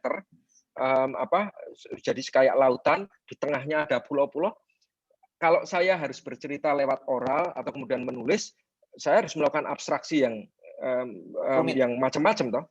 Tetapi dengan kameranya tinggal saya pasang, kiri kanan, pan kiri kanan, naik atas bawah seperti itu, dan kemudian saya menceritakan itu lebarnya 30 meter. Orang bisa membayangkan sendiri, mereka tidak perlu abstraksi dari saya, mereka sudah bisa melihat sendiri. Jadi ada proses-proses seperti itu. Jadi teknologi itu mendikte bagaimana kita bercerita, teknologi itu mendikte bagaimana orang menerima cerita, dan kemudian mengubah perilaku semuanya, termasuk kemudian ketika datang internet. Sama juga, lebih cepat, seketika, pendek-pendek, orang tidak perlu kedalaman. Jadi ketika kita nulis dalam-dalam, panjang lebar penuh itu, orang tidak tahan lagi, ngapain? Aku cuma tahu apa yang terjadi, enggak. Tiba-tiba Muslim W1H itu ada kali belum jelas sampai sekarang. Saya juga saya diminta untuk kemudian bukan untuk merumuskan, diminta untuk membantu. Saya sudah terlalu tua, maksudnya merumuskan apa yang sebaiknya dan apa yang sebaiknya benar, dan yang sebenarnya baik itu yang mereka sendirilah. Saya tidak, ini mau apa yang terjadi sudah ada di belakang saya semua, kok saya tidak butuh itu semua. Kira-kira seperti itu, panjang lebar kan, dan itu saya mencoba untuk menjelaskan sesingkat mungkin, Mas. Ya. Nah, termasuk dengan zaman media online ini, Mas, nih ada pertanyaan dari Kang Raifan ini. Saat ini kan ada kecenderungan media itu kopas ya, betul-betul kopas gitu untuk memenuhi kuota di portal mereka gitu. Itu sebenarnya gimana tuh fenomena seperti itu tuh, soal etika dan lain-lain? Karena kan sebenarnya ada satu peristiwa nih, Pak Jokowi pidato apa, kemungkinan kan memang mirip-mirip lah, Mas ya, kontennya gitu, tapi ada juga yang kopas gitu untuk kejar target atau seperti itulah. Ya itu memang terjadi, dan saya termasuk orang yang jengkel sekali dengan itu sebetulnya.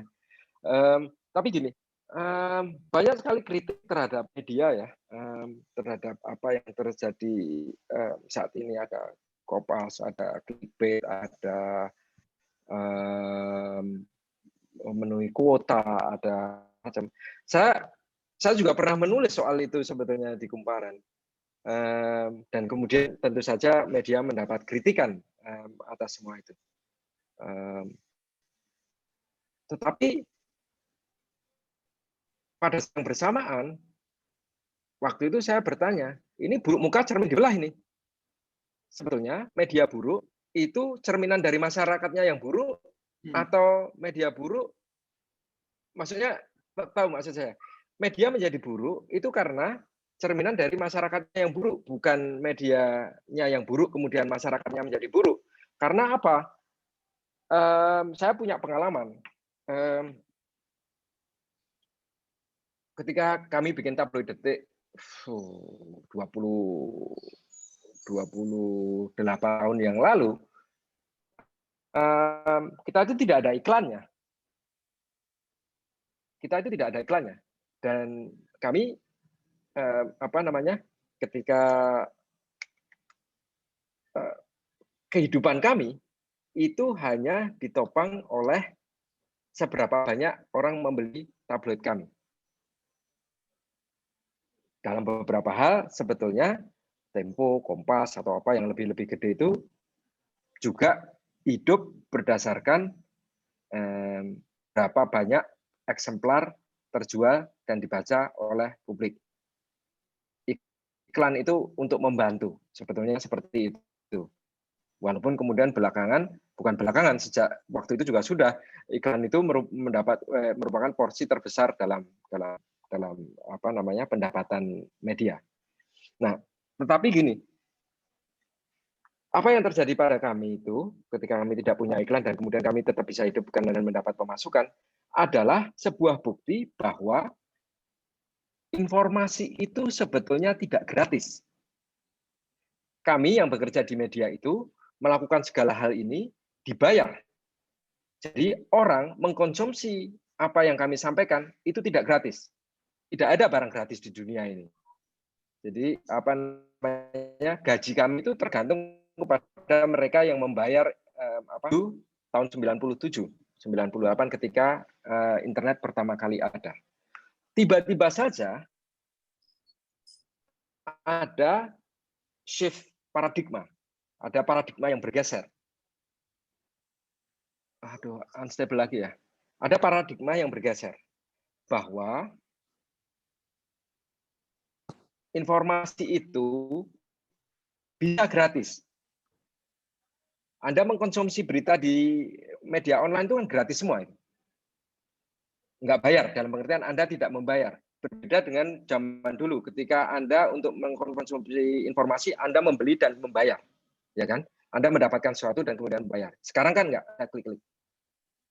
Tapi tahukah Anda bahwa yang terjadi itu adalah Anda tidak membayar karena dibayari oleh orang lain. Anda tidak membayar karena perilaku Anda, konsumerisme Anda itu dibayari oleh orang lain. Dan orang lain itu siapa? Pemasang iklan. Artinya, berita itu atau informasi itu tetap tidak gratis. Hanya Anda saja yang tidak membayar karena dibayari oleh iklan. Lalu iklan menuntut apa terhadap di sebuah proses seperti itu? Ya menuntut agar informasi yang dia bayari ini itu agar dibaca oleh orang sebanyak-banyaknya. Ketika mata uangnya itu agar dibaca oleh orang sebanyak-banyaknya dengan bayari oleh iklan, maka kemudian pihak media itu akan berperilaku apa saja agar kemudian dibayari oleh iklan ini, dan kemudian apa saja agar dibaca oleh banyak orang. Maka kemudian di awal-awalnya tidak tahu mereka, proses ini berjalan pelan-pelan. Mereka bikin judul yang menarik, bikin yang apa, ini. Judul clickbait itu ada sejak zaman cetak. Judul itu harus clickbait. Kalau tidak clickbait itu harus. Yang tidak boleh itu adalah menipu. Dengan clickbait kita menipu. Maksudnya kita mengatakan, di awal judulnya terjadi perkelahian antara A dengan B, di dalamnya tidak ada. Nah, itu clickbait. Itu apa namanya? Clickbait dalam pengertian berbohong. Tetapi clickbait ketika itu Anda harus menampilkan judul yang sangat menarik agar orang mau membaca. Tempo itu jagoannya untuk bikin judul-judul yang bagus-bagus itu. Saya masih ingat salah satu judul yang paling bagus yang dibikin oleh Tempo itu ketika saya muda adalah ketika Sri Sultan Hamengkubuwono IX meninggal. Sri Sultan Hamengkubuwono itu saya nggak tahu generasi sekarang ya, tetapi itu adalah salah satu tokoh yang sangat dihormati oleh siapapun juga.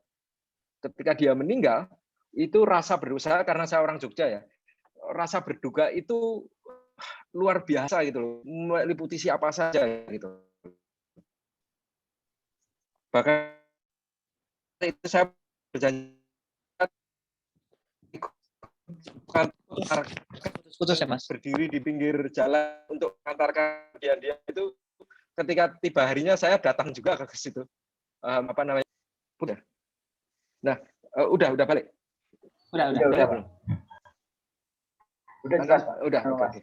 Nah, ketika ya Tempo waktu itu memberi judul yang paling singkat tetapi yang kemudian dibaca oleh semua orang. Karena clickbait-nya luar biasa dalam pengertian dia merumuskan sebuah judul yang bikin orang pengen baca. Jadi, ketika orang bercerita, "Wah, Sri Sultan begini sebenarnya." Cover Tempo itu sederhana sekali. Foto seorang abdi dalam menunduk di depan singgasana yang kosong dan tulisannya hanya 2 kata. Duh Gusti. Itu bikin merinding orang dan semua orang pengen baca apa ini cerita di dalamnya. Itu sebuah clickbait.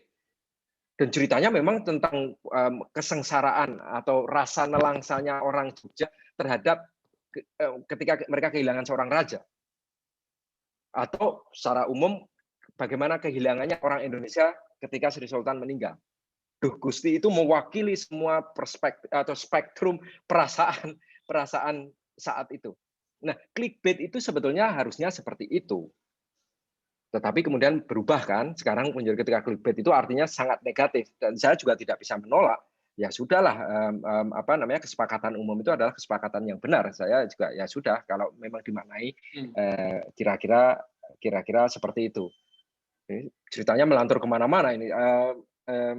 Berarti gini ya Mas, bisa jadi ini ya, bisa jadi misalnya kita membuat satu artikel atau opini, kemudian judulnya tuh ditentukan di akhir ya, apa nih yang judul yang paling clickbait nih, gitu bisa Mas ya, polanya gitu. Bisa seperti itu, tapi juga bisa dari awal kita sudah menemukan kurang clickbait apa ketika saya mengatakan partai tanpa tulang belakang. Betul. Itu sebuah clickbait itu. Saya dibesarkan oleh sebuah tradisi yang sudah dari generasi yang lewat. Saya harus membuat judul yang menarik, tapi saya tidak pernah menipu sekalipun di tulisan itu. Saya memang menyebut bahwa ini ada partai di Indonesia dan seluruh partai di Indonesia pada umumnya adalah sebuah partai tanpa tulang belakang. Maksudnya tidak punya ideologi sebetulnya. Ataupun kalau mereka punya ideologi. Ya, kalaupun mereka punya ideologi, sebetulnya mereka tidak pernah setia dengan ideologi mereka. Sehingga terjadi keruwetan seperti apa yang terjadi di Indonesia saat ini. Itu jadi kira-kira ini saya bukan membela clickbait ya. Karena saya juga benci sekali dengan tuntunan clickbait yang benar. Sangat muak. Ya. Nah, itu makanya kemudian saya menulis soal SEO itu juga. Saya menyerah dengan SEO itu. Tulisan yang bagus yang itu kalah karena ada logika teknologi di situ yang tidak bisa kita lawan, yang selalu semakin banyak semakin banyak sebuah kata kunci disebut, semakin populer dia karena itu kata yang paling dicari. Ada sebuah kait dan kelindan di dalamnya. Oke, ini media menjadi buruk karena masyarakatnya juga buruk. Kalau masyarakatnya baik, medianya juga akan. Makanya saya waktu itu menulis buruk muka media jangan dibelah. Karena jangan-jangan persoalannya bukan pada medianya, tetapi pada kita yang menjadi konsumennya. Sekarang gini, banyak orang yang berbicara tentang, media itu isinya buruk, gini, wah, raja. Seberapa banyak orang berlangganan Tempo, seberapa banyak orang berlangganan Kompas yang bayar online? Dikit ya. 10.000 orang. Hmm. 10.000 orang. Padahal yang ada di Tempo dan Kompas itu sangat berkualitas. Betul-betul bukan model online yang itu, karena dia memang betul-betul jadi orang memang membayar untuk informasi yang ada di situ. Orang yang mengkritik media sebagai sudah tidak benar, tidak ini disuruh langganan untuk kemudian membayar untuk informasi yang benar. Mereka adalah orang yang pertama kali tidak mau melakukan itu juga. Padahal langganan cuma berapa? 50.000 sebulan. Beli bakso 2 mangkok. Dan kita lebih senang mengkonsumsi berita-berita yang gratis, yang menurut kita gratis, bisa kita konsumsi, tetapi kemudian kita cerca karena kita anggap merusak masyarakat atau merusak nilai-nilai jurnalistik atau kaedah-kaedah etis. Jadi ini persoalan yang kemudian berputar-putar. Saya pernah kok bekerja di lembaga yang nirlaba 17 tahun, Mas. Saya bekerja di BBC. Itu betul-betul tidak menghitung apapun juga. Itu betul-betul sebuah layanan masyarakat. Kita betul-betul bersikap betul-betul memikirkan tentang kepentingan pemberitaannya bagus, berimbang, maka semuanya dalam itu. Sebelumnya saya bekerja untuk ABC, prinsipnya juga sama. Kalau yang ABC di Jakarta, tapi kalau yang BBC di London. Jadi maksudnya kita ada banyak sekali yang harus kita hitung dalam sebuah kehidupan bermasyarakat maupun bermedia maupun apapun juga lah. Saya sih senang. Sebetulnya bagi saya lebih menguntungkan ketika masyarakatnya tidak memikirkan tentang media yang baik. Kualitas ya. Lebih gampang buat saya untuk mencari lebih gampang bagi saya untuk mencari uang. Saya bisa memanipulasi segala sesuatunya dengan mudah sekali. Itu maksud saya dan teman-teman ya. Kalau dikaitkan dengan anggaplah orang banyak beropini tentang televisi kita yang buruk gitu Mas, tayangan-tayangannya. Tapi kan itu ratingnya tinggi juga. Itu barangkali selaras dengan pendapat bahwa ya buruknya televisi kita itu sejalan dengan buruknya masyarakat kita ya. Sekarang gini. Nah, ini kan sama menurut saya ya. Sekarang gini, televisi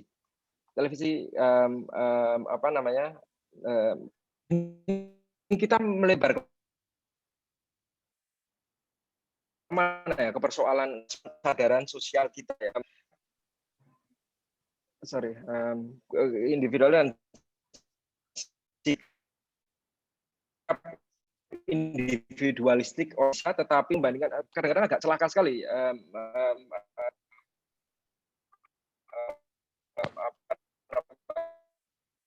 Putus-putus Mas. Bicara hal seperti ini. Nah, ini berbicaranya melebar kemana-mana ya. Ini persoalan-persoalan yang sifatnya menjadi persoalan sosial, persoalan kenegaraan, persoalan politik dan sebagainya. Bahkan ketika kita bisa berkaca dari televisi saja. Oke, kita menuntut televisi kita untuk kemudian menghasilkan sesuatu yang baik. Ya, kita menghasilkan sesuatu yang baik. Ini saya mau mencoroti sikap individualistik sekaligus moralistik orang Indonesia yang menurut saya seenak perutnya sendiri. Gini, kita menuntut TV ini harus yang baik, ini harus yang mendidik, gini. Terus kemudian kita lah kalau yang swasta itu udahlah biarin aja, memang dibayarin iklan kan gitu kan. Kita menonton gratis dibayarin iklan. Kita menuntut ke TVRI. TVRI harus, ini kan TV negara, ini harus harus yang bagus dong, harus yang mendidik, harus acaranya yang begini. Apa peran kita ketika untuk menghidupi televisi itu? Nol besar, tidak ada. Padahal, dan kita akan mengatakan, loh itu kan sudah dipajaki oleh negara. Sejak kapan di Indonesia itu televisi dihidupi oleh kita? Tidak pernah, Mas. Itu sebelum tahun 2000 ketika Pak Harto masih ada. Saya masih ingat, saya harus membayar pajak televisi. Sekarang nggak ada orang bayar pajak televisi. Iya, iuran televisi. Sekarang nggak ada orang bayar iuran televisi. Dari mana TVRI mau hidup? Mau memproduksi hal-hal yang baik. Kita mengatakan kemudian, loh kan udah dibayari oleh pajak negara. Berapa pajak yang kita bayarkan untuk itu? Berapa kemudian kita mau membandingkan? Saya pernah tinggal di Australia, saya pernah tinggal di Inggris. Tahu nggak, Mas? Kita tuh bayar mahal sekali loh untuk pajak televisi itu. Per keluarga, setiap kali kita punya televisi, kita harus melapor ke negara, dan kemudian kita bayar pajak televisi. Gunanya apa? Gunanya untuk, kalau di Australia untuk ABC, kalau di Inggris untuk BBC. Gunanya adalah memberi produk, mengeluarkan produk-produk sebagai sebuah layanan masyarakat. Jadi BBC dan ABC itu melayani masyarakat. Dari mana uangnya? Dari iuran televisi yang kita bayarkan tiap bulan, dan mahal itu. Mahal itu kita bayar itu. Televisi itu. Kita di Indonesia menuntut agar televisi bisa menghadirkan sesuatu yang baik, seperti juga BBC dan ABC. Kita nggak mau membayar. Suruh membayar pajak televisi, nggak ada.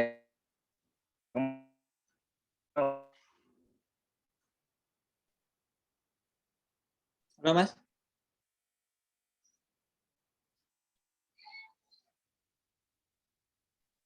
Yang saya katakan sebagai dan moralnya kita ini harus Putus, Mas, suaranya. tetapi secara Halo. ya gitu. Ini okay. Maksud saya ini ya. Nah, ini berkembang kemana-mana. Cerita yang lain lagi. Misalnya gini, gaji dengan pajak, BPJS yang sederhana, BPJS saja, BPJS itu saya nggak tahu ya bayarnya, karena saya sudah langsung lewat kantor saya, jadi saya nggak tahu bayarnya. Berapa banyak orang yang hanya mau membayar BPJS ketika dia sakit? Ketika dia tidak sakit, dia tidak mau membayar. Di kampung banyak, Mas. Jadi dia, nah, cara berpikir, ini persoalan cara berpikir, nggak usah di kampung, di kota juga banyak. Di kota orang-orang itu banyak sekali. Cara berpikirnya gini, loh ngapain aku bayar BPJS ketika kemudian aku tidak sakit? Loh, jadi pengen sakit agar kemudian saya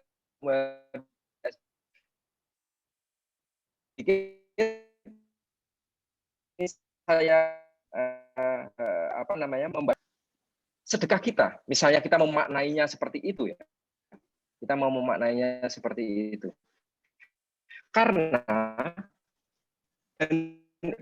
itu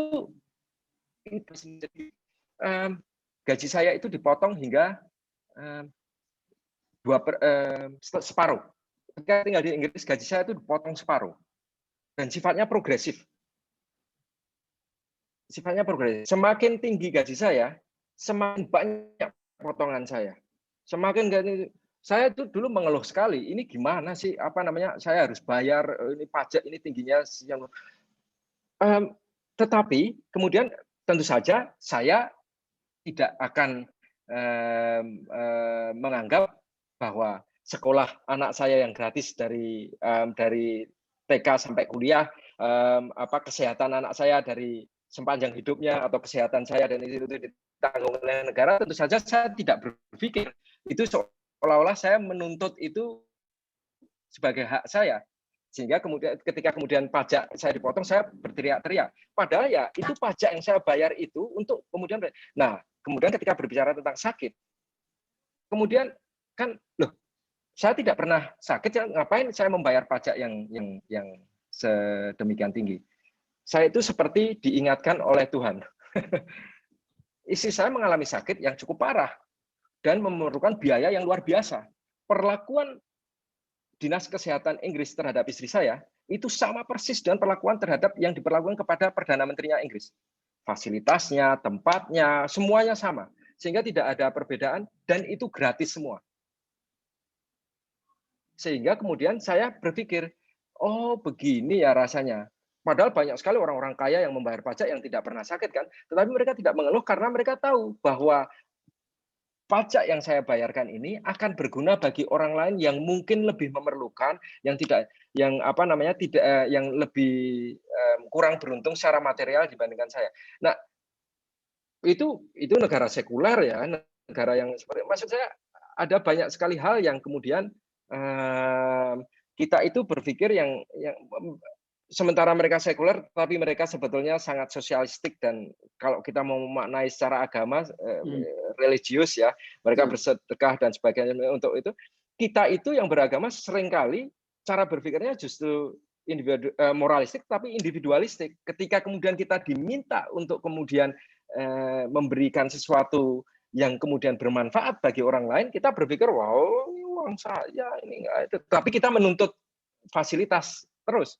Itu yang kemudian saya kadang-kadang, ya saya tidak tahu apa yang terjadi, tetapi semestinya kita bisa berlaku lebih baik. Dan baik di Australia maupun di Inggris, saya bukan orang Inggris, saya bukan orang Australia.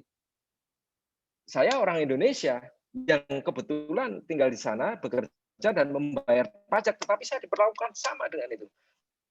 Coba kalau misalnya kita sini. Halo Mas? Ini orang Cina misalnya yang kemudian ternyata sakit dan kemudian putus Mas. Memanfaatkan itu BPJS, kita teriaknya udah setengah mati. Ya udah, nggak apa-apa Mas. Halo?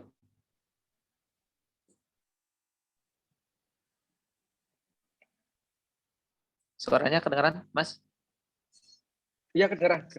Okay. Saya dengar, Mas. Ya, baik. Berarti sebenarnya harus ada harga yang dibayar untuk mendapatkan konten berkualitas ya, Mas. Soalnya saya dengar dari Mas Helmi Yahya itu kan BBC itu anggaran per tahunnya besar sekali ya, hampir berapa triliun, sementara TPRI cuma sekitar 1 T gitu. Jadi mereka mungkin berhak menuntut konten yang berkualitas ya. Ya iyalah, orang kita nggak ada yang bayar pajak.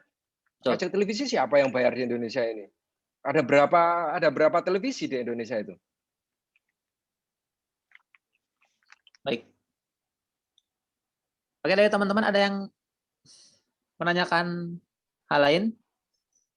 Problem-problem lain soal kepenulisan atau dunia jurnalistik pada umumnya? Karena Mas Alimin kan pernah di TV, radio, dan termasuk sekarang di media ini ya, yang tulis-menulis lah. Nggak ada pertanyaan juga nggak apa-apa. Saya seneng aja. Itu kan udah sebenarnya yang tadi saya lontarkan itu kan juga keresahan teman-teman yang di grup WA kemarin Mas ya. Dari awal lah, dari mulai membangun ide dan sebagainya. Hal-hal semacam anggaplah perbandingan BPJS kita dengan jaminan sosial di Inggris kan sebetulnya itu bisa jadi bahan artikel ya. Maksudnya kalau ditinjau dari misalnya nih di Muhammadiyah kan sangat religius ya, ditinjau dari misalnya perspektif Islam, sebetulnya Inggris misalnya lebih Islami dengan menggratiskan biaya pengobatan dan lain-lain. Meski pajaknya tinggi. Sangat bisa kita tulis semua. Sangat bisa ditulis semua. Sikap kita terhadap BPJS, pemahaman kita terhadap BPJS, kenapa orang kota sikapnya berbeda dengan orang desa, atau misalnya orang kota kenapa sikapnya sama dengan orang desa, atau kayak itu bisa ditulis semua. Menyenangkan sekali sebetulnya. Banyak sekali cerita itu kayak nggak ada habisnya. Ya, ini Kak Patin berkomentar nih, sudah ada beberapa ide tulisan nih dengan hanya melihat Mas Dalipin berbicara. Ya udah tinggal ditulis. Mas Patin rajin nulis kumparan ya di user story. Biasanya beliau nih pengamat kebijakan publik. Ya bagus kalau begitu. Itu kan sebetulnya kita pengen punya, kalau di kumparan kita pengen punya platform yang memang membebaskan orang.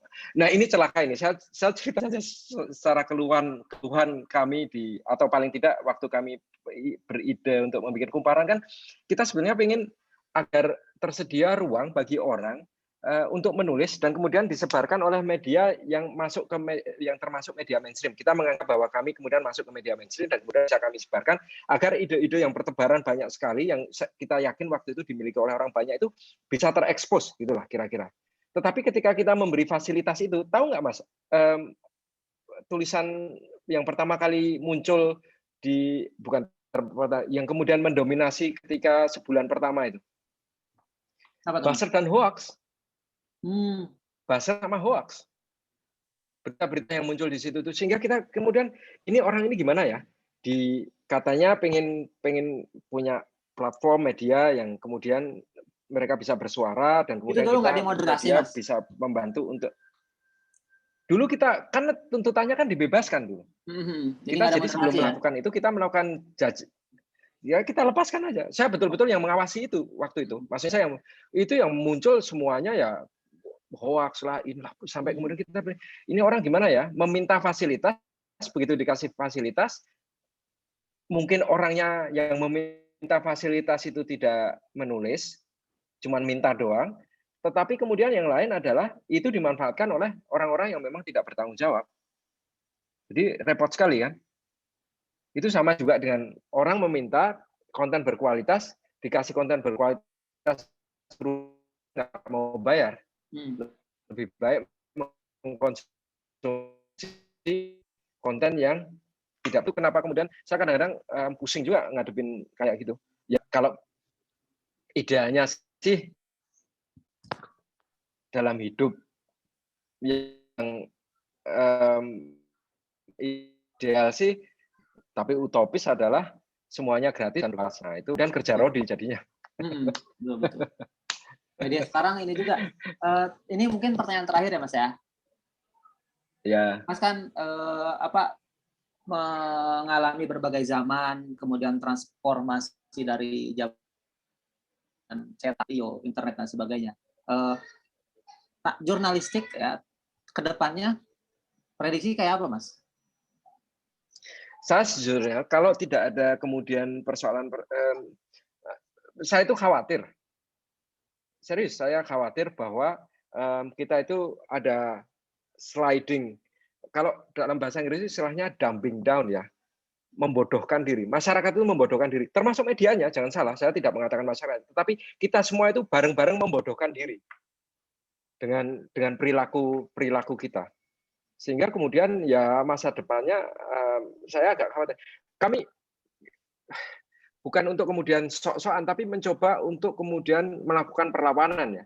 Tetapi melakukan perlawanan itu ternyata tidak bisa frontal. Jadi kami harus ngikutin dulu, baru kemudian pelan-pelan menarik agar kemudian menuju ke sesuatu yang kita anggap lebih baik lah ya di kumparan itu. Seperti sekarang kita berpikir tentang kumparan plus dan sebagainya itu ya, menampilkan ini loh yang konten-konten yang sebelumnya lebih baik ya, memang berbayar sih.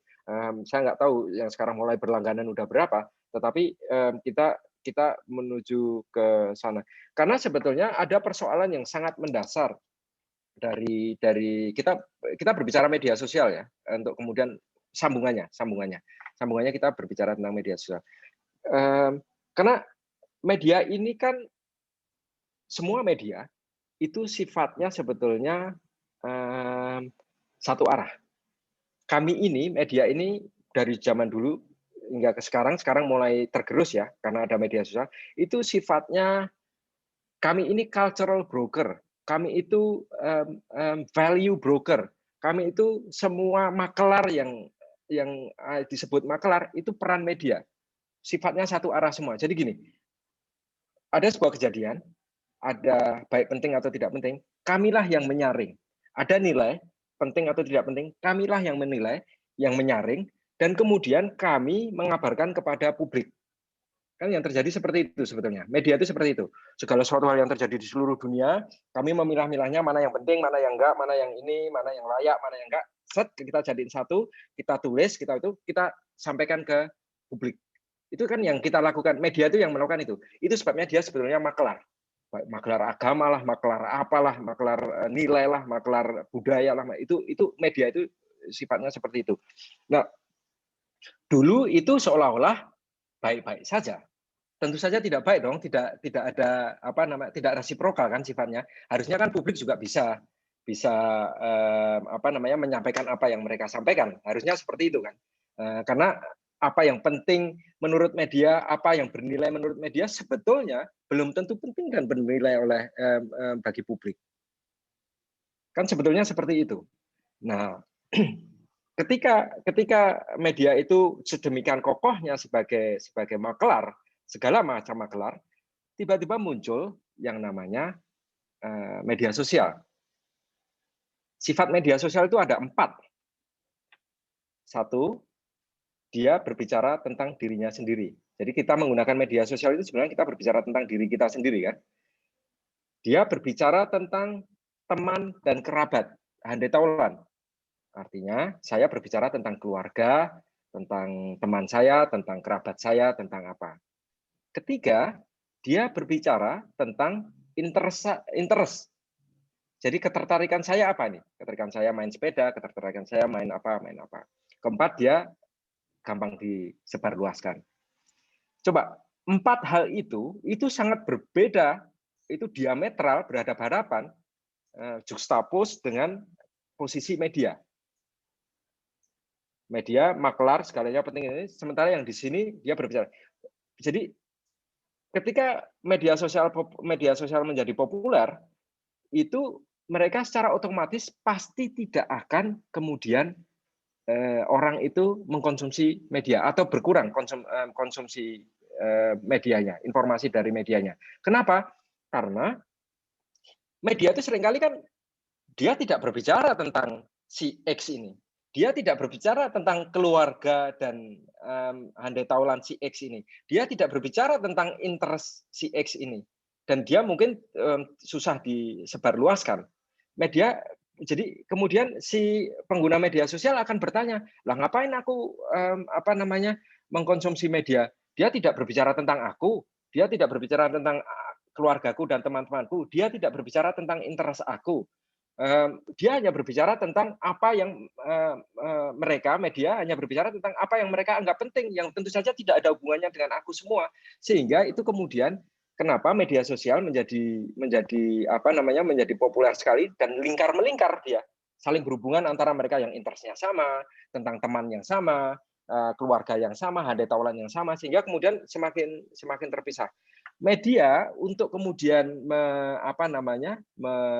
mencoba untuk kemudian mempenetrasi, menembus media sosial yang sekarang semakin gede itu, kemudian itu tadi ada persoalan clickbait, ada persoalan itu yang sudah pada awalnya seperti itu kemudian mereka semakin clickbait agar apa? Agar kemudian menarik perhatian orang-orang pengguna media sosial dan berharap bahwa apa yang kemudian rame, yang menarik orang-orang yang ada di media sosial itu untuk ditarik masuk ke media sosial dan disebarkan luaskan oleh mereka pengguna media sosial. Nah, semakin lama semakin buruk, semakin buruk. Kita yang merumuskan itu media itu sebagai sesuatu yang sebetulnya sudah broken. Dia sebetulnya rusak. Ketika Bri Redana 4 tahun silam dia menulis tentang senjakala media cetak, sebetulnya waktu itu saya hampir menulis tapi nggak jadi. Senjakala itu bukan senjakala media cetak, ini senjakala semua media. Ini ada media sosial yang kemudian melakukan perlawanan terhadap Iya, ada disrupsi karena media selamanya dia merasa menjadi makelar satu-satunya kehidupan, padahal kita tidak berbicara, media ini tidak berbicara tentang hal-hal yang diperlukan oleh sekian, kan umum saja kan, generalis kan sebetulnya media itu. Tentu saja dia tidak bisa memusatkan pada semua kepentingan orang-orang tertentu, ya dia yang umum yang dia anggap paling penting, padahal mayoritas orang itu sebetulnya sudah memang tidak membaca media lagi, atau dalam kondisi ideal pun sebetulnya pengkonsumsi media itu kecil sekali dibandingkan dengan jumlah populasi penduduk di negara manapun juga sebetulnya. Paling hanya 5% pembaca koran dan media itu kan hanya 5% atau 10%. Dari sejak saya TK sampai saya kuliah sampai kemudian saya jadi wartawan dan tua seperti sekarang ini, porsinya ya juga 5-10% doang, nggak banyak. Kira-kira seperti itu. Repot sekali masa depannya itu. Dan kemudian kan mereka yang jadi wartawan sekarang itu kan dibesarkan oleh media yang memang bukan lagi oleh zaman cetak yang lebih rigid, lebih memegang etika jurnalistiknya, ya etika jurnalistiknya lebih kental. Ini sudah sangat, saya tidak berhak menilai juga, terserah juga sih. Urusan mereka sendiri lah. Buat apa saya repot-repot. Kira-kira seperti itu, Mas Mufli. Baik. Sampai kemana-mana pembicaraan. Nggak apa-apa. Wawasan-wawasan baru nih ya tentang problematika di dunia jurnalistik kan itu juga keluh kesah ya Mas Dalipin yang sudah tahun-tahun di dunia jurnalis.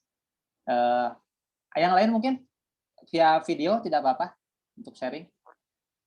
Ada pertanyaan? Sharing aja paling. Sharing, silakan. Baik, Mas Dalipin, saya memang masih belajar menulis ya, tentang opini, dan memang saya sepakat tadi kita bisa memulai dari mana aja, termasuk cerita-cerita. Mohon maaf saya tidak open cam karena lagi di jalan. Nggak apa-apa.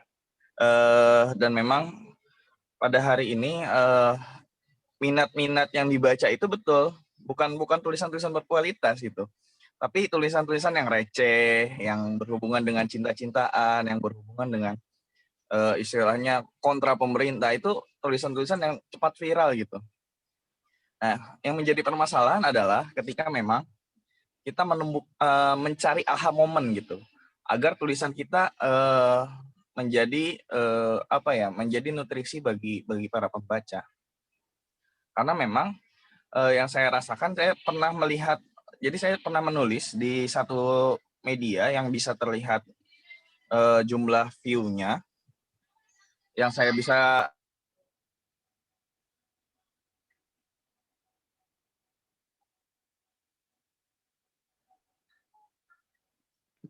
saya lihat jumlah view-nya, sehingga banyak ada perbedaan gitu. Ketika saya nulis yang beberapa hal yang receh gitu, misalkan tentang cinta-cintaan, tentang kehidupan tentang masyarakat di lingkungan, itu lebih banyak yang membaca dibandingkan saya ketika menanggapi satu isu misalkan. Contohnya tentang radikalisme Din Samsudin. Itu sedikit sekali yang membaca gitu dibandingkan yang receh-receh. Nah, itu tanggapan Mas Dalipin itu seperti apa dengan kondisi masyarakat kita yang seperti ini? Saya itu keluhan yang sama yang dialami oleh media juga. Saya dulu di Kumparan bikin divisi yang namanya liputan khusus. Ini sebuah tim investigatif lah di Kumparan. Dan kita serius sekali, kita membahas hal-hal dan kemudian bikin laporan yang luar biasa mendalam, dan secara jurnalistik itu bagus, secara etika benar, penulisannya dijaga betul dan sebagainya.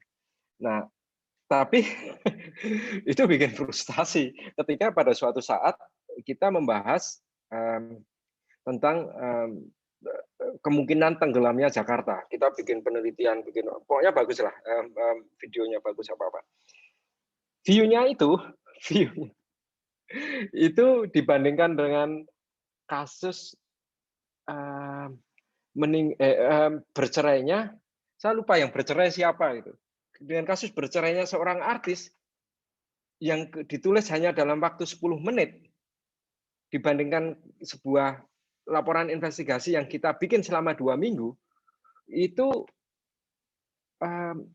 berita yang ditulis selama 10 menit itu view kliknya itu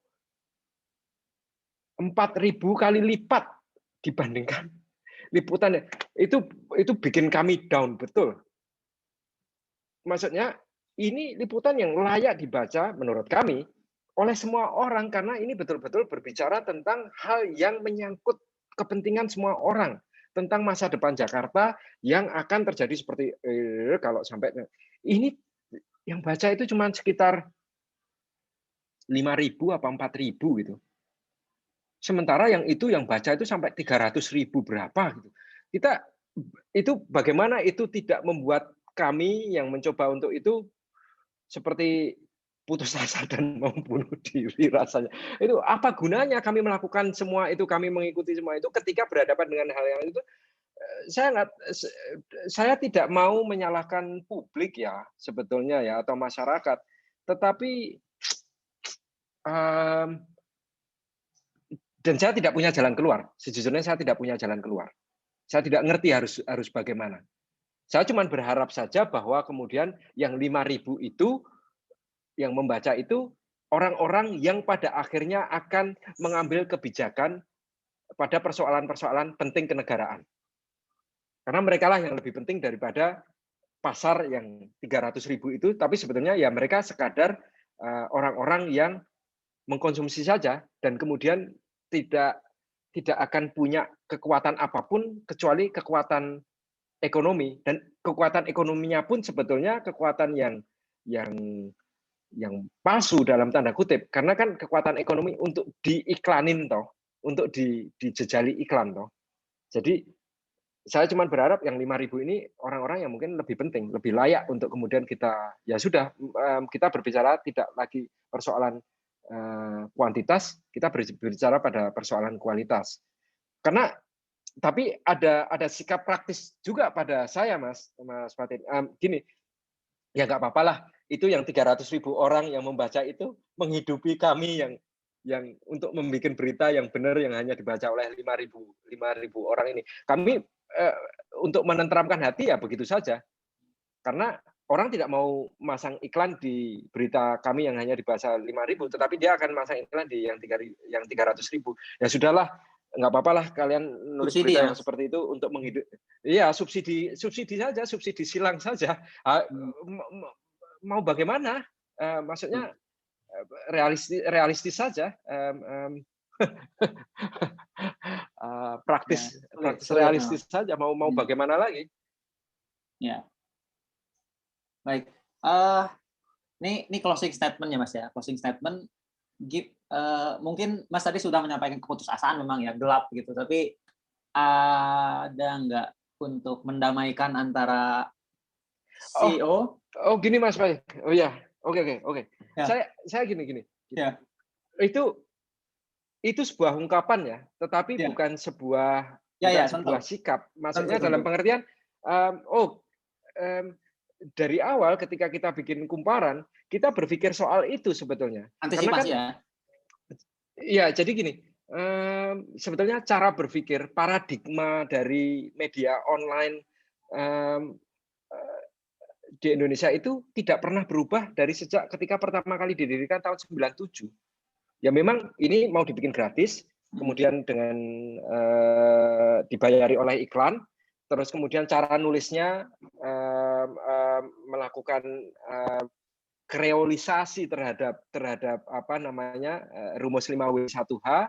Jadi kemudian itu terus kemudian yang penting rame, yang penting itu jangan salah, yang bikin Detik.com itu teman saya itu, yang ketika kami dulu bikin tabloid Detik, iya, dan dia jenius dalam tanda kutip, dia menemukan rumusan-rumusan yang itu yang kemudian ternyata dipakai kan oleh media online saat ini. Itu rumusan dia, itu sebetulnya dia niru kayak model kantor berita kawat. Jadi kantor berita seperti Antara, Reuters, AFP dan sebagainya itu kan dulu cara bikinnya kalau ada sesuatu laporkan dulu, ada sesuatu nih, tunggu ya. Nah, itu kan sebetulnya gitu. Terus nanti dilengkapi lagi. Oh, sesuatunya ternyata bom meledak gini. Tulis saja pokoknya, nanti tambahin lagi sampai kemudian dia menjadi sebuah cerita yang penuh.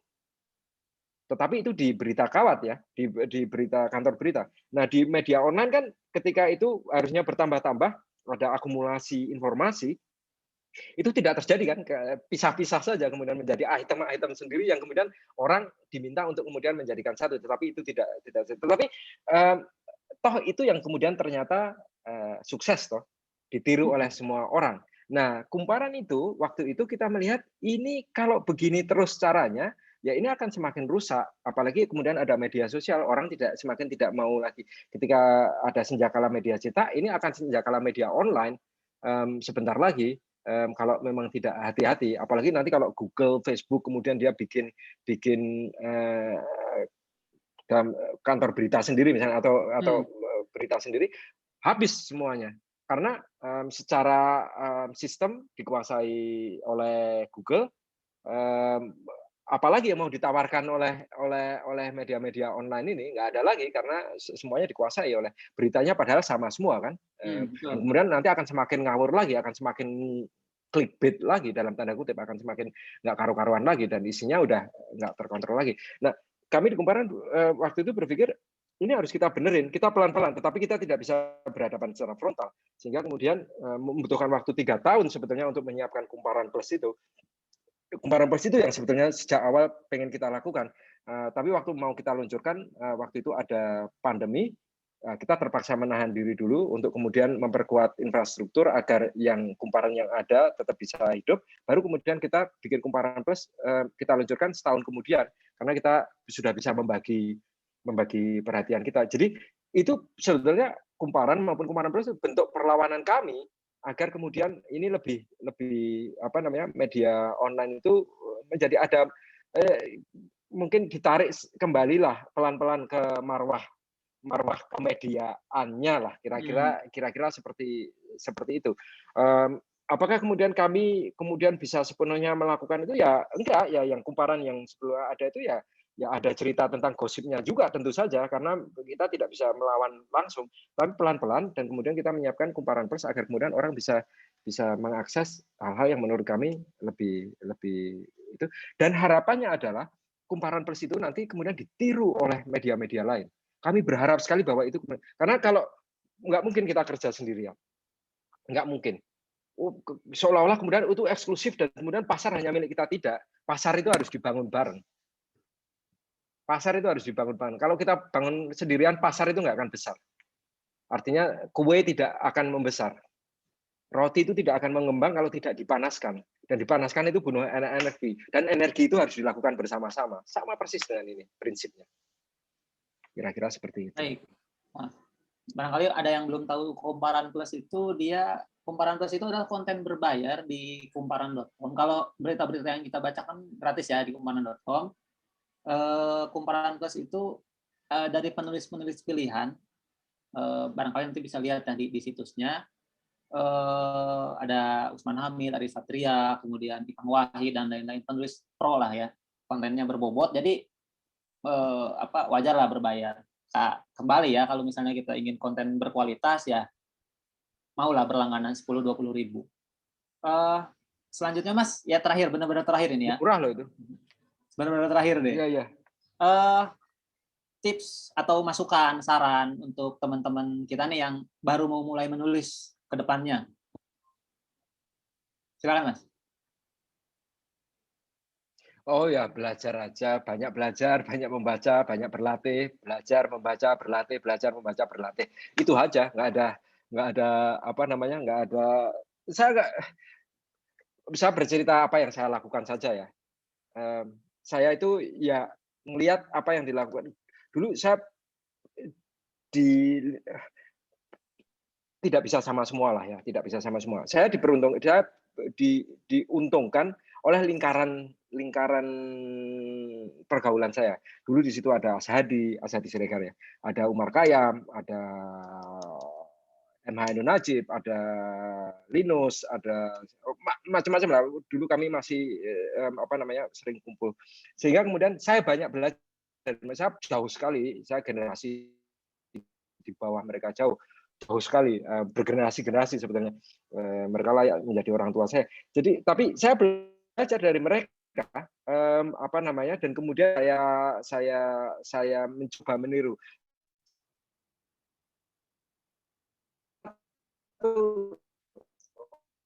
Orang yang saya tirunya itu dia menyampaikan apa yang dia tahu itu dengan sangat populer dan rileks. Pak Kunto itu salah satu luar biasanya itu. Dan padahal orangnya serius sekali, dan ketika kita serius tentu saja kita tidak mengasosiasikan dengan orang yang rileks dan lentur ya. Tapi demikianlah Pak Kunto itu. Sehingga saya suka sekali dan runut. Itu yang saya tiru. Tentu saja kemudian jangan dibandingkan dengan Pak Kunto, jauh sekali. Tapi itu menjadi pegangan. Jadi ada satu sosok yang kemudian saya jadikan sebagai pegangan dan saya tiru, saya coba, dan akhirnya kita akan menemukan gaya kita sendiri. Dan kemudian ya tentu saja berlatih. Dan yang paling banyak membantu saya itu adalah membaca. Membaca apa saja lah. Membaca Kopingho aja saya baca, senang sekali saya Kopingho. Baik Mas. Semua dibaca. Intinya ini ya, belajar, membaca, berlatih, di repeat aja ya. Kemudian terus menerus gitu. Iya. Profesor Kunto Wijoyo itu kan juga kalau nggak salah kader Muhammadiyah juga tuh. Barangkali teman-teman nanti bisa baca karya-karya beliau untuk menambah wawasan. Mas Dalipin, terima kasih atas waktunya. Terima kasih saya dipercaya menjadi pembicara. Sangat membuka wawasan kita soal kepenulisan. Mudah-mudahan nanti teman-teman bisa menghasilkan ini ya. Tentu saja tidak langsung bagus, itu kita sangat percaya sekali. Pertama kali menulis pasti tidak akan bagus, tapi kualitasnya akan meningkat. Dan tadi masukan-masukan yang tadi barangkali bisa teman-teman catat, atau yang ketinggalan mencatat, saya catat. Dan juga nanti akan ada rekamannya barangkali ya, jika hari ini ada yang tertinggal atau tidak mengikuti. Mas Arifin, sekali lagi terima kasih. Terima kasih banyak. Ya, Kita ketemu lagi di lain kesempatan barangkali ya, jika ada kesempatan lain, Mas. Mau ya diundang lagi ya? Rekaman ya? Ya, oke. Terima kasih. Baik, Mas. Assalamualaikum. Waalaikumsalam warahmatullahi